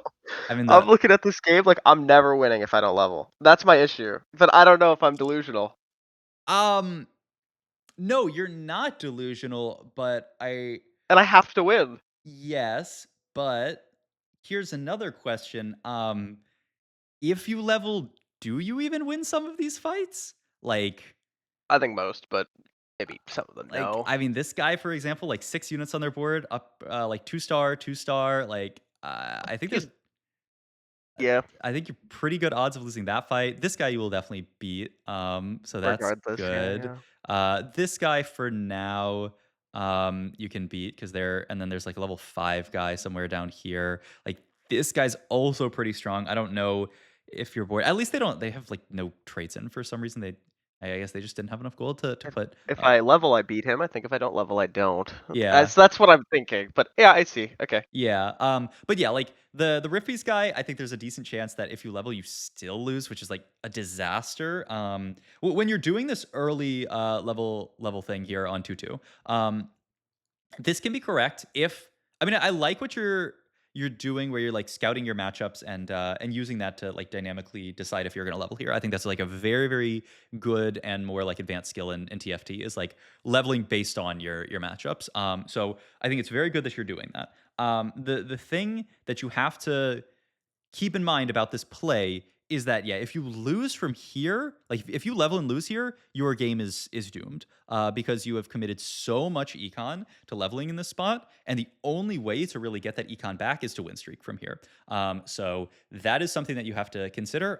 The other thing that makes me not feel great about this play is that we had to sell our Leona to, who was like so much extra frontline onto the board, and so like we actually lose out on a lot of frontline, a lot of just like board strength in general by doing this. You get a little bit stronger, but like not so much stronger that I think it is worth doing it here because like you get the level 5, you get the 2 units in, but you lose the Leona. So you get, like maybe losing the Leona is like making your board, I don't know, 30% weaker, and then like getting the level is making your board 50% weaker. And so like you net out a little bit, but like, it's I don't think it's enough of a jump that it makes you feel good about it here.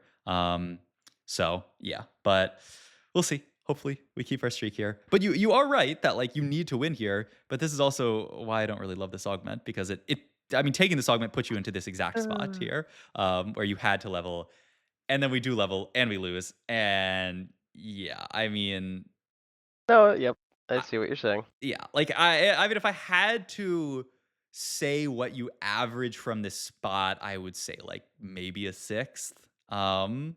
Like it's it's just gonna be tough. It is gonna be an uphill battle to play this game from this position. Just because, yeah, like I said, don't love the augment, especially in the spot after you've lost. And yeah, it's just gonna take you so much time to build up your econ.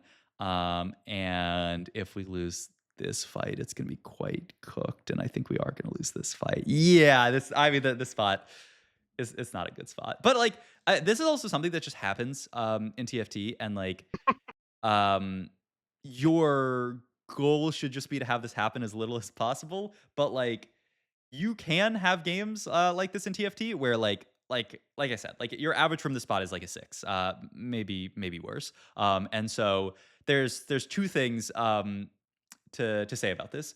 One is that this is why just like game plan and especially like 2-1 augment selection matters a ton.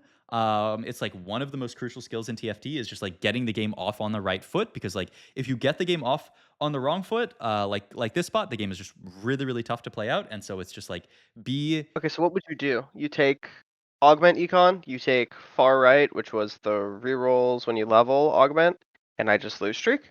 yeah, I think that would be fine. You rolled past some other quite good augments. You did it really really quickly, but like here you rolled past the yeah living forge. I think is just a good augment in general, just because artifacts are strong. I think it's probably like you're kind of like I don't know. It sounds like you're not that big of a fan of artifacts. Am I wrong, or have you just like not played around them that much?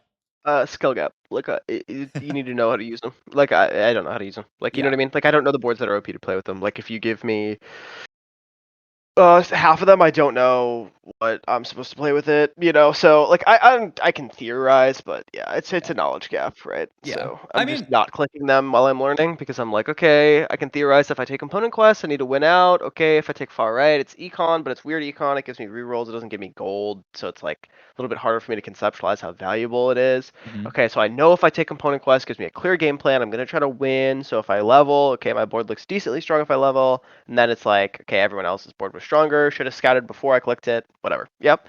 Like I get that. Um, Generally speaking, I'm defaulting like prismatic selection is the hardest for me. Gold augment selection is the easiest for me because like low key gold augments are kind of OP. Like they just you just get econ every time, or you get like an item that's like good. Like you could just take the gargoyle one or the archangel's one, like it's chill. And Mhm. it's like easy to play from. But prismatic augments, like they're all fucking weird. Like all these augments are weird. Like all this shit is weird. Like build Yes, a bud yeah, is weird. yes. You're So right. I just don't know. So I just click component quest because it gives me the easiest way to play the game, and I know I have to win streak. And then after I do that, like if I can cash out my items, I'm pretty strong, and I have good items for Aphelios, and I'm like, okay, well, I'll just do that. I'll just make a Zaya, and we'll go. My other option is to lose streak. And by the way, this happens to be the strongest early game board I have ever seen in my time playing PvE because I'm fucking gold. This is crazy for a gold game. So Mhm. I don't know. That's my thought process. I think that yeah, it makes sense. So probably don't click the win board when your board isn't that strong. That's probably the takeaway here. Yeah, I think that's a very Yeah. good takeaway. And Okay. and so Okay, yeah, great. like No problem. calculating this stuff out. I mean, you kind of you gave your exact thought process there is like, okay, if I level, my board will be pretty strong and I can make the Kraken and like I'll be fine. But like as you kind of said it, you're like, well, if I scout the lobby, I probably would have realized that my board's not strong enough. My board's like okay for a normal lobby, maybe like a gold augment lobby. Your board does win streak a bit more, but that's not what we're in. We're in a prismatic augment lobby, and so like the lobby is just going to skew stronger in general. Some people are going to be weaker with stuff like hedge fund. So like that calculation that you're doing, I think is very very good practice. It's kind of almost similar to like in chess where you can like calculate out like a few moves ahead, like okay, like if I do this they're gonna do this, if I do this. But in TFT it's kind of like your own game plan a few moves ahead. It's like okay, if I click Yep. this then I must win streak. If I level, can I win streak here? And you calculated I can win streak from this spot, and then you can't. So then you kind of have to go back to the drawing board and be like, okay, next time I'm in this spot, try to figure out like what went wrong in your calculation. So that's what you can try to do in spots like this. But yeah, like if you had not taken this, I think you could have taken Living Forge. Had very reasonable to take like Living Forge, Lost Streak, and play like a Master Yi game or something like that. Or you could have taken the Shopping Spree and just had a bunch of free rerolls and did fine. And then maybe there's something behind Component Quest here as well that's like good to take as well. Got it. So that's the first thing is just like getting to a good game plan. The second thing to point out is once you see that you're in this spot and you lose this fight and you're on a 2 loss streak here and you realize my game is cooked, the best thing that you can do for this game is to say, okay, I know that my game's cooked. I am just going to try for the best placement that I can this game. But realizing that you are not going to be able to play high cap this game, you're very unlikely to even really like top four this game. Maybe the lower low you go, like sometimes people will just grief their games and like you'll be like, okay, this game's completely ruined, and then like somehow you manage top four and you're like, this is amazing. But like to I guess the thing to think about is like performing relative to your baseline. Like if you Yeah, go yeah, yeah. if you go fourth this game, it's insane from an LP perspective because you can very easily go eighth this game. And so like performing well relative to like what your spot is what TFT is all about. And that's one of the nice things about it, in my opinion, is that like there's always something to play Yeah, for. Even though your spot makes sucks sense. here, like yeah, the difference between even going like sixth instead of eighth this game is still a lot of ALP that you are gaining. So that's something to think about in this spot is just like, okay, how can I preserve my spot as best I can? How can I get to a placement that like, okay, it's not like the best placement in the world, but it's something. It's better than going eighth here. Yep, makes sense. But okay, we take bow off carousel here, so we're thinking more towards this kind of stuff. Honestly, you might have to take a tier slam here just to be strong because of your augment. You might have to take like belt here and just make a an animate visage on your front line just so that you have like so that you're as strong as possible here because of our augment. It makes sense, yeah. Yeah, because like Bo's good and like it'll play towards your late game plan, but like once again, like playing for the early game, especially in this kind of spot where you take this augment, like having the Anno Visage on Alistair might be the difference between winning or losing a fight here. So it's definitely something to keep in mind. It's a little awkward. I probably would just play Fiddlesticks on this board for Defender. It just means that like the JG has to Um, like, as I mean, you're second Blackthorn. I guess you can. I mean, you'd like to hold on to this guy is the hope. I guess you can play this for now I'm and thinking sack the about Vanguard. it. Like, you can see, like, Yeah. I'm It's just offering. I'm it's awkward because you wanna hold Vhagar as well, because, like, you need somebody to hold this JG, which is also, like I think the JG slot was a little I mean, it's going back to the idea of, like, getting to 3 items on a carry is, like, really, really important. It's quite awkward that our items are split in this way, where we have one and yeah, a half right. AD items made and then one AP item made. It just means like you're never. It's going to take you a very long time to get to a 3 item carry, which is really really awkward. So yeah, in in general, yeah, you just want to ideally just like slam a bunch of carry items, and then yeah, you consider this swap in here, and then move the items here. I like this. I like this in general, and like honestly, it's gonna look funny, but just throw the JG onto the Razor Beak in this spot here, the Mama Beak in this Oh, spot. yeah, yeah. It's I just mean, you have the removers anyways. Who cares? yeah. Yeah, It's just it does items are items. damage. Yeah. Like it's not Yep. like crazy good, but it's just stats. So Yep. you might as well Makes just sense. throw it here, and then yeah, you have enough removers that and it's you get a remover every stage, so it's like you'll be fine. But okay. I mean, all things considered, we won 3 fights this stage, which is I mean better than I was expecting, especially after we lost those first two. So uh I think I just have weird game knowledge. Like, I think I'm like, I don't know. I've only been playing the game for 5 days, so it's like I understand how positioning works, and then like, but I'm my augment selection here. Like you said, I just shouldn't have played the line, but yeah. I mean it happens. there's other things that It's an make it experience thing. slightly Like better. you will you'll get there with time. I mean TFT is like TFT is a very big like knowledge check game, and so yeah, it can take a lot of time to get everything figured out. Okay, and then we make Deathblade, we make the Shojin, which like we can definitely move over, but I mean you just slam it at the last second, which I think is fine, and then we end up losing this fight as well, which once again is not amazing. Make Yep. Econ here. Um yeah, I think let's see. It's like as far as what you're holding here, because we're holding onto Rakan. I don't know that we really need to hold on to Rakan. Like I'm pretty sure just getting Brawler on this board is going to be more impactful than the random Rakan. So I mean, yeah, small thing, but I'd hold the Rex size over the Rakans. But like, I mean, the thing to think about here, because we sell this side. I guess are you thinking of Rakan for your late game board, or do you remember why you hold the because you sell this side here and you hold Rakans over like some of these units? Um. Yes, I'm never putting in the Rex size. Like, I don't think at this point in the board I have any value of putting in the Rek'Sai. Even if I got Rek'Sai 2, I'd probably still keep the Fiddlesticks. I actually think Fiddlesticks is like super strong. Hmm. Like, I think the unit seems pretty really good. Yeah.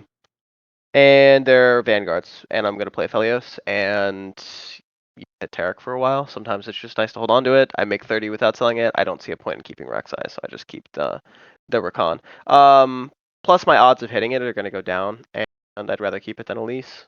That was my thought process. Okay. Um, but generally speaking, I don't think I'm changing my. At this point, my logic is I don't think I'm changing my board very much until I go to 7.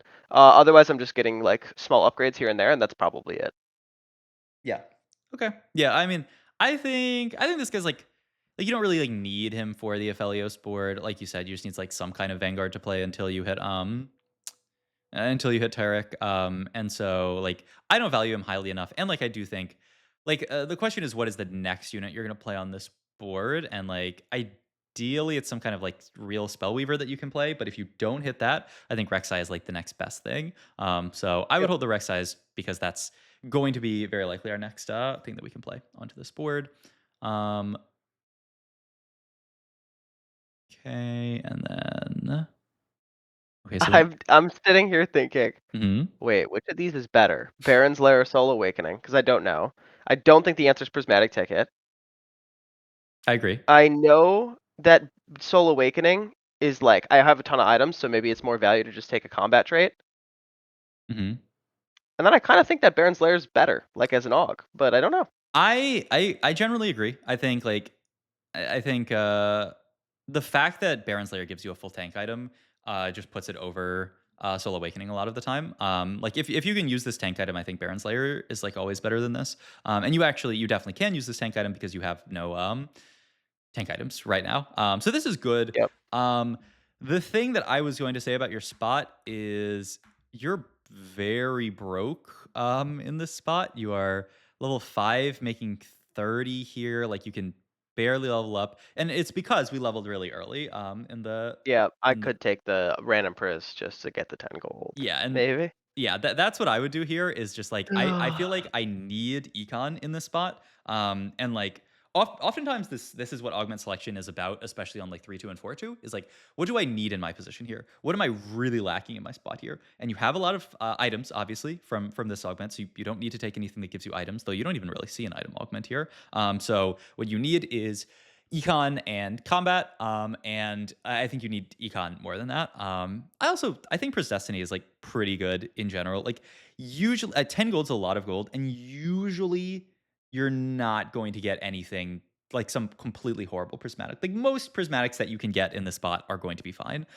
So it's scary, but like I think the 10 gold is I think what you should be thinking going into this augment selection is, man, like I really need gold in this spot, or I'm just not gonna be able to make it to my board. Sure. And Yeah, that makes I mean, sense. this is the only gold augment that you were offered, essentially. Yep, got it. But yeah, I think from the other stuff that you're offered, Baron's Lair is quite solid. So I think this is fine. So we take this, get the Declaw, do get Vigar back. Oh, we also get a random Soraka. Okay, so we can definitely hold on to that.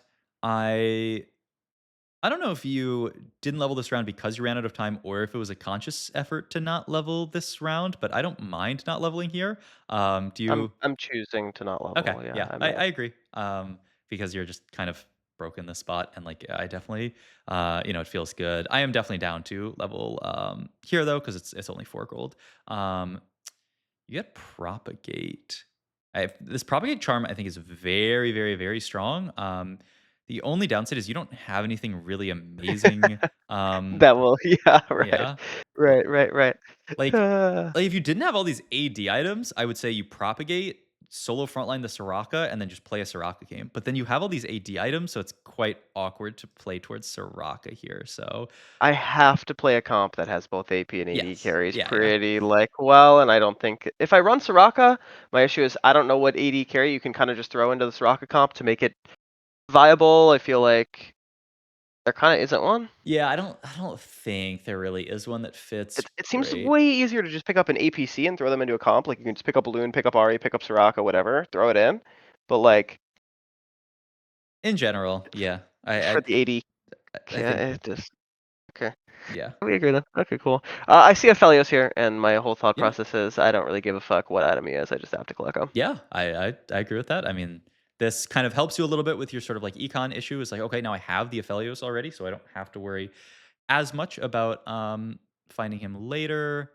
I don't think like losing Elder Wood is not ideal here. Like you do this because the Razor Beak is or the Mama Beak is a better unit, but I think we can I think you can basically play a similar board to what you're playing, but then just like keep Elderwood in, because like what I think about in spots like this is kind of like I think the way to do the calculation of what your strongest board is here is say what units must stay on my board in this spot. Like what units am I never cutting from this board, and then kind of like build from there. And so like the way that I think about this in this spot is like, okay, we have an Orn 2 and a Fiddlesticks, like, or even just to start from, we have an Orn 2.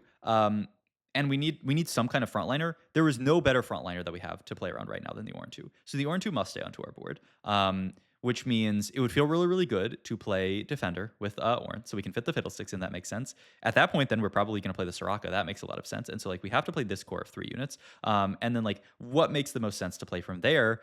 It makes a lot of sense to just play 2 Rapid with the Zaya, and then just still keep Elderwood in on this board. So I would just remove her the Razorbeak, put the Aphelios in over the Razorbeak, and that's your board. And it's like fine. And then you get to keep Elderwood in, you get to keep all these other traits in, and it's a pretty good spot because we make this swap out into Aphelios, which like is fine, and then we get like this in, but then like you make this swap as well, which I think is like very indicative of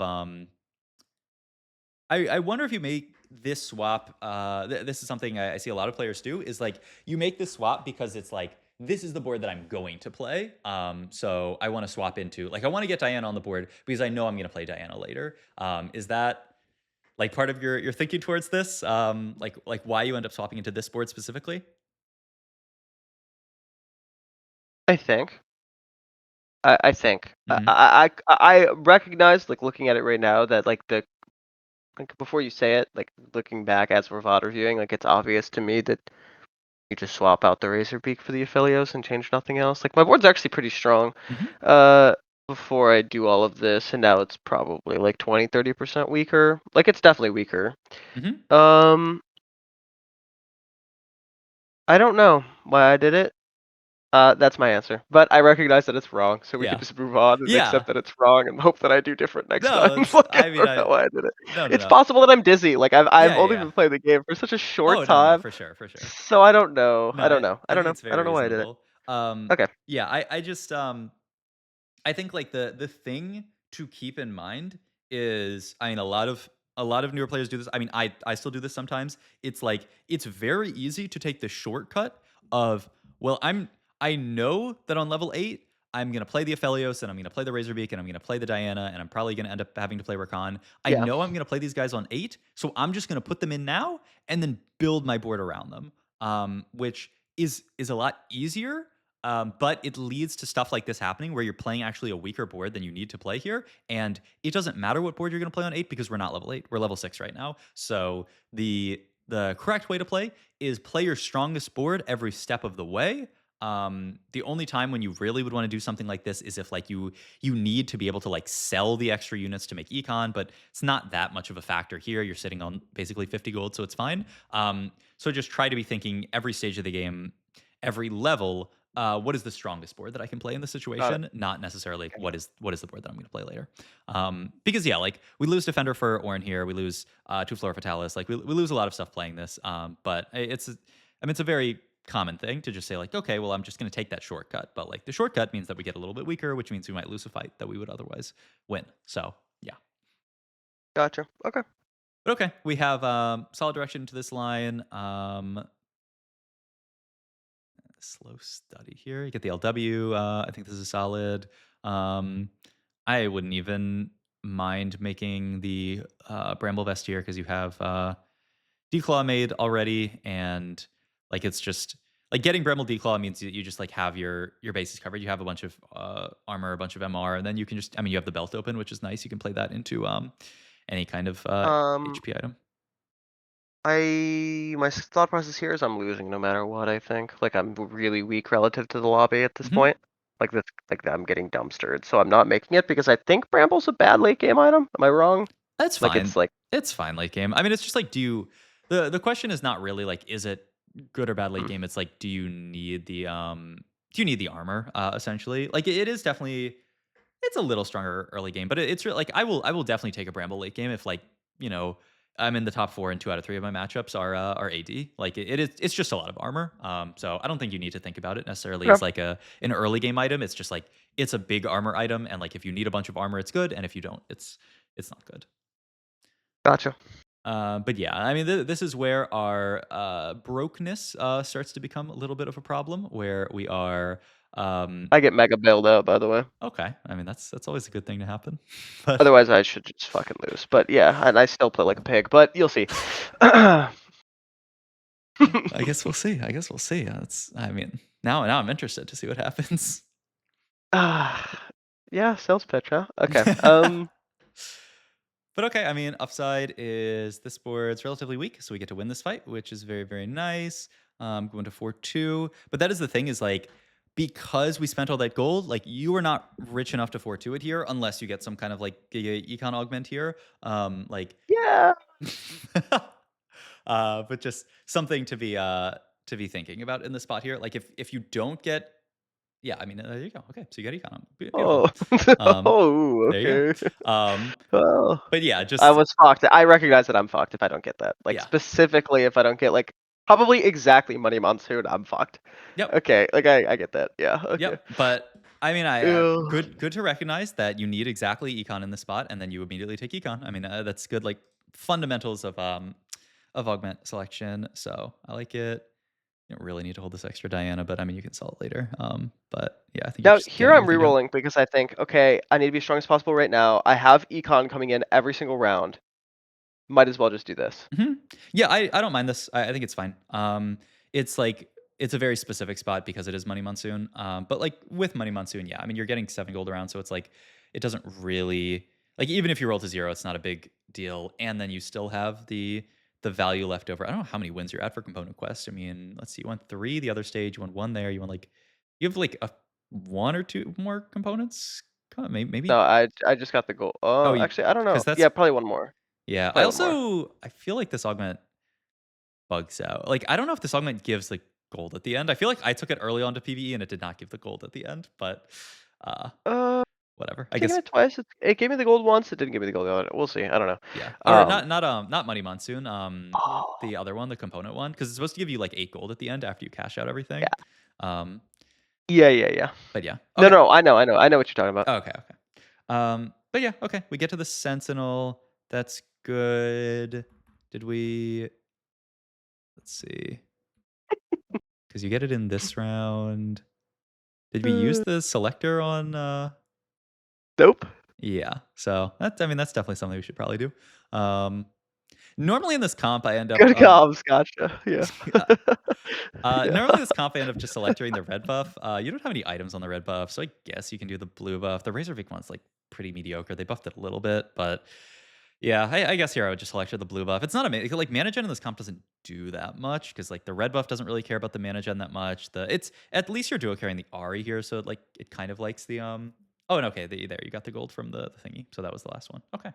Um, but yeah, I mean the game will the game will ping you to do the selector in a second, so that'll probably encourage you I to think I played this game 7 hours ago, and I was fucking exhausted. But I needed a game that we could VOD, so I don't know. yeah, I mean it happens. It happens. I get it. Tired, but this is probably my average gameplay, so I don't know. I mean, just a little bit tired gameplay is fine for the most part. I think there's a decent whisk that you skip here. I think this one's fine.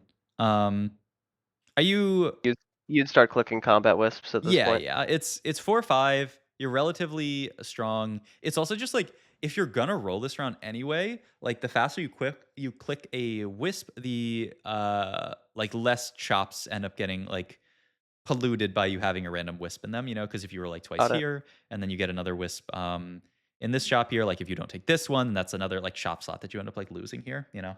Yep, yep, yep. So yeah, I would just click like random combat wisp that's like good enough here. Because yeah, like I mean, you get this one, but like, do I want 10 XP in the spot? Like, not. I mean, eventually I will, but that's like once again, it's pretty far away from my current board state that I can that I can do anything with that XP. But yeah, okay, you're winning these fights, which is good. Barely beat the Draven board, huge. So honestly, the spot is looking pretty decent. And we still have a lot of stuff left to roll for, honestly, though. Suspiciously playable. Yeah. I Good. mean, to be fair, some of the boards you're fighting are a little bit weak, I will say. But Yep, I mean, yep, I I mean, know. we I take those. know. We It take makes no those. sense. It makes no sense. I don't understand. Like, I don't understand the lobbies on the PvE. I think a lot of it's because people are fucking around, having fun, Oh and yeah. don't care. And then a lot of it's because it's mixed ranks. Yes. So it's like the guys I'm playing against could actually be good, like very good at the Hmm. game. They could be. Yeah. That's what I think. I don't know. No, I mean it's true. I mean there's a huge amount of variance, especially it's like someone might be playing on like a completely, they might be like a challenger player, but they're haven't played any games on PBE, so they're getting played put against random people, or could be completely different. So yeah. Yep. Um, Okay. okay. So this is your spot now. You made most of your items at this point. Usually, just kind of like a quick check that I will do on 5-1 is okay. Do I have heel cut made? Do I have like shred made in this spot? And then from there, you can just kind of like if you have everything made, which I mean, you have heel cut made, you have armor shred. You don't have a mar shred made, but like I don't think it's like the end of the world to make a mar shred in this spot because you only have one magic damaging unit. I think your thought process should be like, okay, who's then like the next best unit to itemize here? You have like a few units you can think about. You have the Brambleback who doesn't have items yet. You have the Taric who doesn't have items. You have the Raptor, but I don't know. I don't like the Raptor that much. But yeah, your items are a little awkward for the Brambleback is the only thing. Like I would be most excited about itemizing Brambleback here. Take this charm, which is going to make our life a little difficult, but should be fine. Okay, and then you hit everything. Beautiful. And then you end up getting the Sentinel as well. Okay. And then you're thinking about Archangels. So, like, in my head, I just want to get items onto the Brambleback here because it's a 2-star 4 cost that is unitemized in this in the spot here. So I would just like to get items there. Also, I mean, we have 6 blue buffs at this point, 5 Aries. Like, we can think about 3-star 4 cost for sure, which you're definitely thinking about, which I think with this augment is definitely good to think about. So, yeah. And I mean, 6 Aries now. Um, I'm thinking 2 things. One, I'm checking who has what. Yep. Nobody's running Ari, Hmm. so I hold on to Ari, and I realize that everybody is playing blue buff, but for some reason I hit 6, and then I just have it, and then I just never sell it because Yeah. there's like 3 other players. I don't know if that's correct.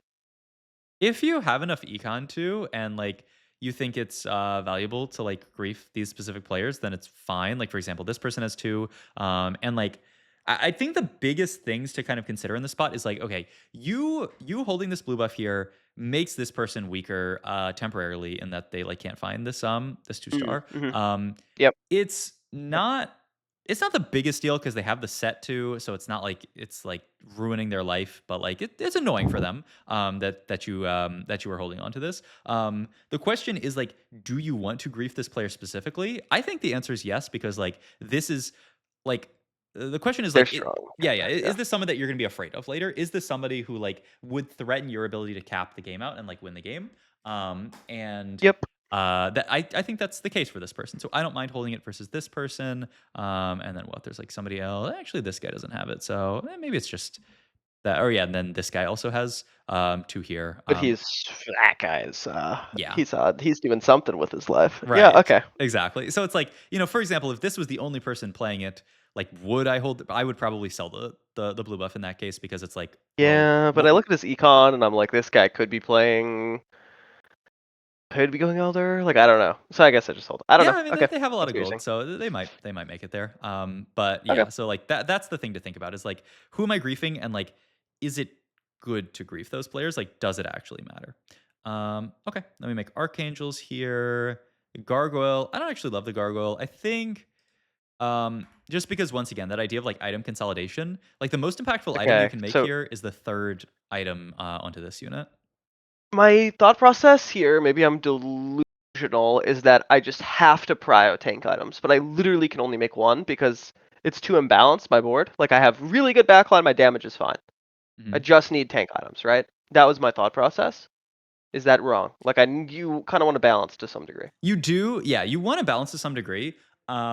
My kind of, like, counter argument to that would be this like, 1 gargle onto Taric doesn't really do anything. Like, Okay. the first Yeah. item onto a unit is pretty low impact, especially when it's a Taric Yeah. 1 here. Yeah. Like, it's not gonna make a big difference. Now, I mean, to be fair, this does give you more like, okay, you have 1 item here, but then maybe, like, 2 items on this, and then, like, 3 items once you get to here. So, like, eventually you might get to items there. But, like, you're in a win streaking position. Like, I would feel good about just making last item onto the Raptor here and then getting Taric item, like, first item here, second item here, and then feeling fine about that. Got it. But yeah, like, I do think in general, like, balancing out components, and, like, some front lane, some back lane is good. But, like, in a spot like this, it's just, like, yeah, the gargle doesn't really make that much of a difference onto this Taric here, and a 3rd item onto the Raptor. Once again, like I don't think the Raptor's like that great, but it's something here. It's doing like 3K, and if you put another item on it, maybe it'll do like 4K or 4.5K or something like that. So yeah. But okay, you're winning fights. You roll over heroic sacrifice, which I think is probably fine here. You have enough units that I don't think you really want that. And okay, on 5-3, we finally get the selected item. I mean, to That's be funny. fair, at Riot Games, it should probably just like default to one of them. But yeah, I mean, you definitely. Okay, that's a pretty. I mean, yeah, I'd have to be really delusional to blame Riot for that one. Like, I think I don't know. Like, I think I'm just fucking tired, and I'm like, oh, this thing's been blinking at me a while. I should probably listen. Yeah, but all good. There is a Tark or tank item here, so that looks great. Yep, we can definitely pick that up. And now we're Tark paired in this spot, so that is good. But I mean, honestly, in this spot, I mean, you can chill for a bit, continue to like. I would roll for charm every round. Ooh, that looks. Don't take that. That was the. Let me go back. This is the one where it's the ones that are close together, right? Is what you roll over. Yeah, I mean, we should definitely take this. What if not this? What are we looking for? Charm wise, I guess is my question. Are you looking for econ still from the? Oh, you haven't realized yet. Do you think I'm looking at charms frequently? I mean, you still. I mean, we're definitely going for the aria, but we could definitely still look at the charms. Yeah, I mean, I would just like. Man, I don't know. Yeah. I have weird gameplay gaps, okay? Like, I think you can tell that I understand some things about the game, Oh yeah. and other things I have no clue. I mean, So if you tell me click more charms, I'll click more charms. yeah. It's just like, yeah, like clicking I that clicked first one one. there. Yeah, yeah. I Yay! mean, that's good. Like clicking that first one I there clicked one. means that you get to see what units under that charm and you get to see what's Yeah, under all right. the other future ones. So it's like if you are gonna roll out of gold, like it's actually just like beneficial because you get to see more shops. Now you should try to click a reasonable one. Just don't click like the first one you see. But like, if you see a Plus I have reasonable one infinite first, money, so I can just yeah, yeah, right. exactly. Roll But for a good one, you're basically. you're seeing reasonable ones, so yeah, you can just click it. And yeah, I mean, this guy, I mean, you probably hit. You can hold the well, you can't really hit Bramble here. I mean, you could hold it to annoy them once again, and we're even holding Zyra's here. I mean, I'm down to hold everything. I mean, 4 cost you hold makes it a little bit easier for you, a little bit more likely for you to hit, and boom, RE3. All right. GG's. The only Yeah, we thing, can stop. Yep. yeah, Game's over. yep. Only thing Um, you need to do here is just scout the other player and make sure they don't hit a 3-star 4 cost of their own or like a yep, 3-star 5 that's all I cost. do for the rest of the game. Yep. So, like this guy's holding some Maokais, but they don't even have any on bench. So, like, yeah, I mean, they're level 9 Zero Gold. You're going to be fine here. If you want, you can try to hold on to, like, they have 4 Elder Dragons. You can, like, try to hold an Elder Dragon, but, like, you should be fine. And then you went out here. So, pretty good. So, yeah, I mean, I think kind of like quick summary of this game. I mean, I think this game really um, stresses the importance of having, like, an early game plan that's, like, cohesive and actually makes sense just because like I think we got into a really rough spot with this augment. It forced us to level 2-2, which like put a lot of strain on our econ, made it like once again like yeah, if we had not hit Money Monsoon, we would have just been broke the entire game. And it forces us to even take Money Monsoon, which is like, I mean, it's a good augment, but it's like, if you have solid econ, then you can even take a combat augment there, which is nice. To have. So just being very intentional about your early Yep. augment. If you are going to take a win streak augment like this, definitely scouting the lobby ahead of the time, taking it. Trying to get more like kind of like consolidated items, so like not being stuck on this like random JG for a while. Like I think after you start losing, you could even like not have slammed this JG and try to go for like a Gwinsu instead of the like use this rod for like a Gwinsu, and then the glove for like another damage item. Other big thing was like this kind of like swap in where we like swapped Aphelios and this Diana stuff in and just like trying to always play not the units that are going to go on your late game board, but just like play your strongest board every step of the way is quite important. Yeah, being more open to just taking like the first like good charm you see, especially when you're doing like a roll down turn like this.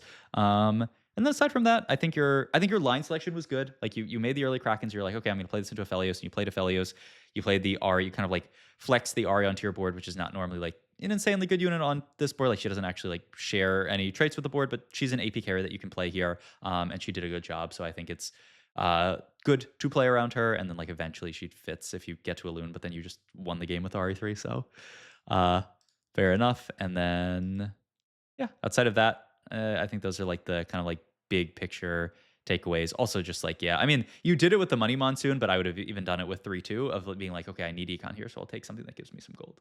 So yeah, any other questions from this game, or just kind of like questions that this game brought up in your mind? No, I think it's helpful. I recognize that I got myself into a bad spot before I found Money Monsoon, and that because I found that, the game was playable. Had I not found Econ, my game was over. Specifically, Money Monsoon was probably just completely BIS. Super lucky. I knew I fucked up to some degree. I think the swap timer makes sense. Mm. At least for me, I actually am not like. I know you're like, don't take this component quest thing. kind of understand why I took it because it does give like a very reasonable like. Okay, I just need to be as strong as possible. I know that it nukes my econ, right? Mhm. Um, but I I should have don't scouted first. But like, I yeah. don't hate the idea that it's super like insanely obvious direction is valuable to me, right? Yeah, that's fair. Because like, as long as is even if you do the wrong thing, as long as you're committed to playing something subpar, it's better than being halvesies. I mean, I completely agree. I think that is a very true So statement. I need to think about the augment selection a little bit more and how to like play with some of the augments that don't give me as much direction, I think is what I'm thinking. My only question for you Mhm. after this, what elo do you think I am? Um, That noise can't be good. no, no, I'm just trying to think. I'm just trying to give you a good example. I'm not trying to I didn't immediately think, "Oh, bronze," and then I'm just trying to be nice about it. I'm just trying to evaluate everything that you did this game. Let me think. Hmm, I think like from this game, I could see you being like diamond and definitely like if you grind it out more, make it to masters. This is diamond. TFT Elo, I will say like um it's like it's weird. Ranks in TFT are very different from ranks in League, I will say. Like you could just hit diamond through like what huffing glue and just clicking random shit. I mean, I feel like I'm like doing maybe 50% of the things in the game. Like I'm just regularly not swapping my units in properly. I played with a Shojin Alistar for half of the game. For like a round or two. But like I will say like every Yeah, really. rank in Holy TF shit. I feel like every rank in TFT, like when I played League, is like -1 like full rank in League is like the comparison. And like it's very like I think it's quite hard if you like pick up League to hit like masters in your first set. I think that is like possible in TFT just because it's like it's a younger game. Like people are less good at TFT than they are at League just because League is older. There's also just like the reset factor where like because it's like a reset every single time, there's not as much knowledge that like builds up over time. And yeah, I mean those are the main factors. But yeah, like I mean, fine. You want me to say Got it. something lower? I mean, I can tell you that you're like flat or something like that. But like, I mean, I will just I'm say just impressed. like Yeah. diamond. I mean, not to flame people who are diamond, but like diamond players are not that good at TFT. And I hate to be the person who is like, oh, everybody below challenger 1500 LP is a noob. But like diamond players at TFT still have a lot to learn. And Bro, it seems like you could make it to masters in this game by like just forcing the same comp and doing fucking nothing. you Like, like yeah. low key can. I will say early set is harder, like if you are just talking about the range of like early set, then like maybe knock that down an entire like so like emerald, I guess. But like because like it's just like the ladder is compressed more. Like there's like nobody who's Yeah, challenger right. for like the first few. Like like some people hit it after like a week or something like that. But Okay. like definitely like right now, if you were playing the game and you were diamond, like if you're playing last set, right now and you were diamond, I would not be surprised. But that's like end of set rank. So Okay. So some work to be done, but it's possible. My dream of hitting masters in 2 weeks after set start is possible. I definitely think it's possible. I think you have like you said, your knowledge is very like spotty. You have some stuff that you definitely like I'm understand fucking well. grinding, man. I'm Um, fucking grinding to but I try to mean learn. that's Okay. yeah, Got it. that's good. All right. That was amazing. Thank you for your time, bro. I hope you have a great day. Absolutely. You too. Yep. Bye. Bye.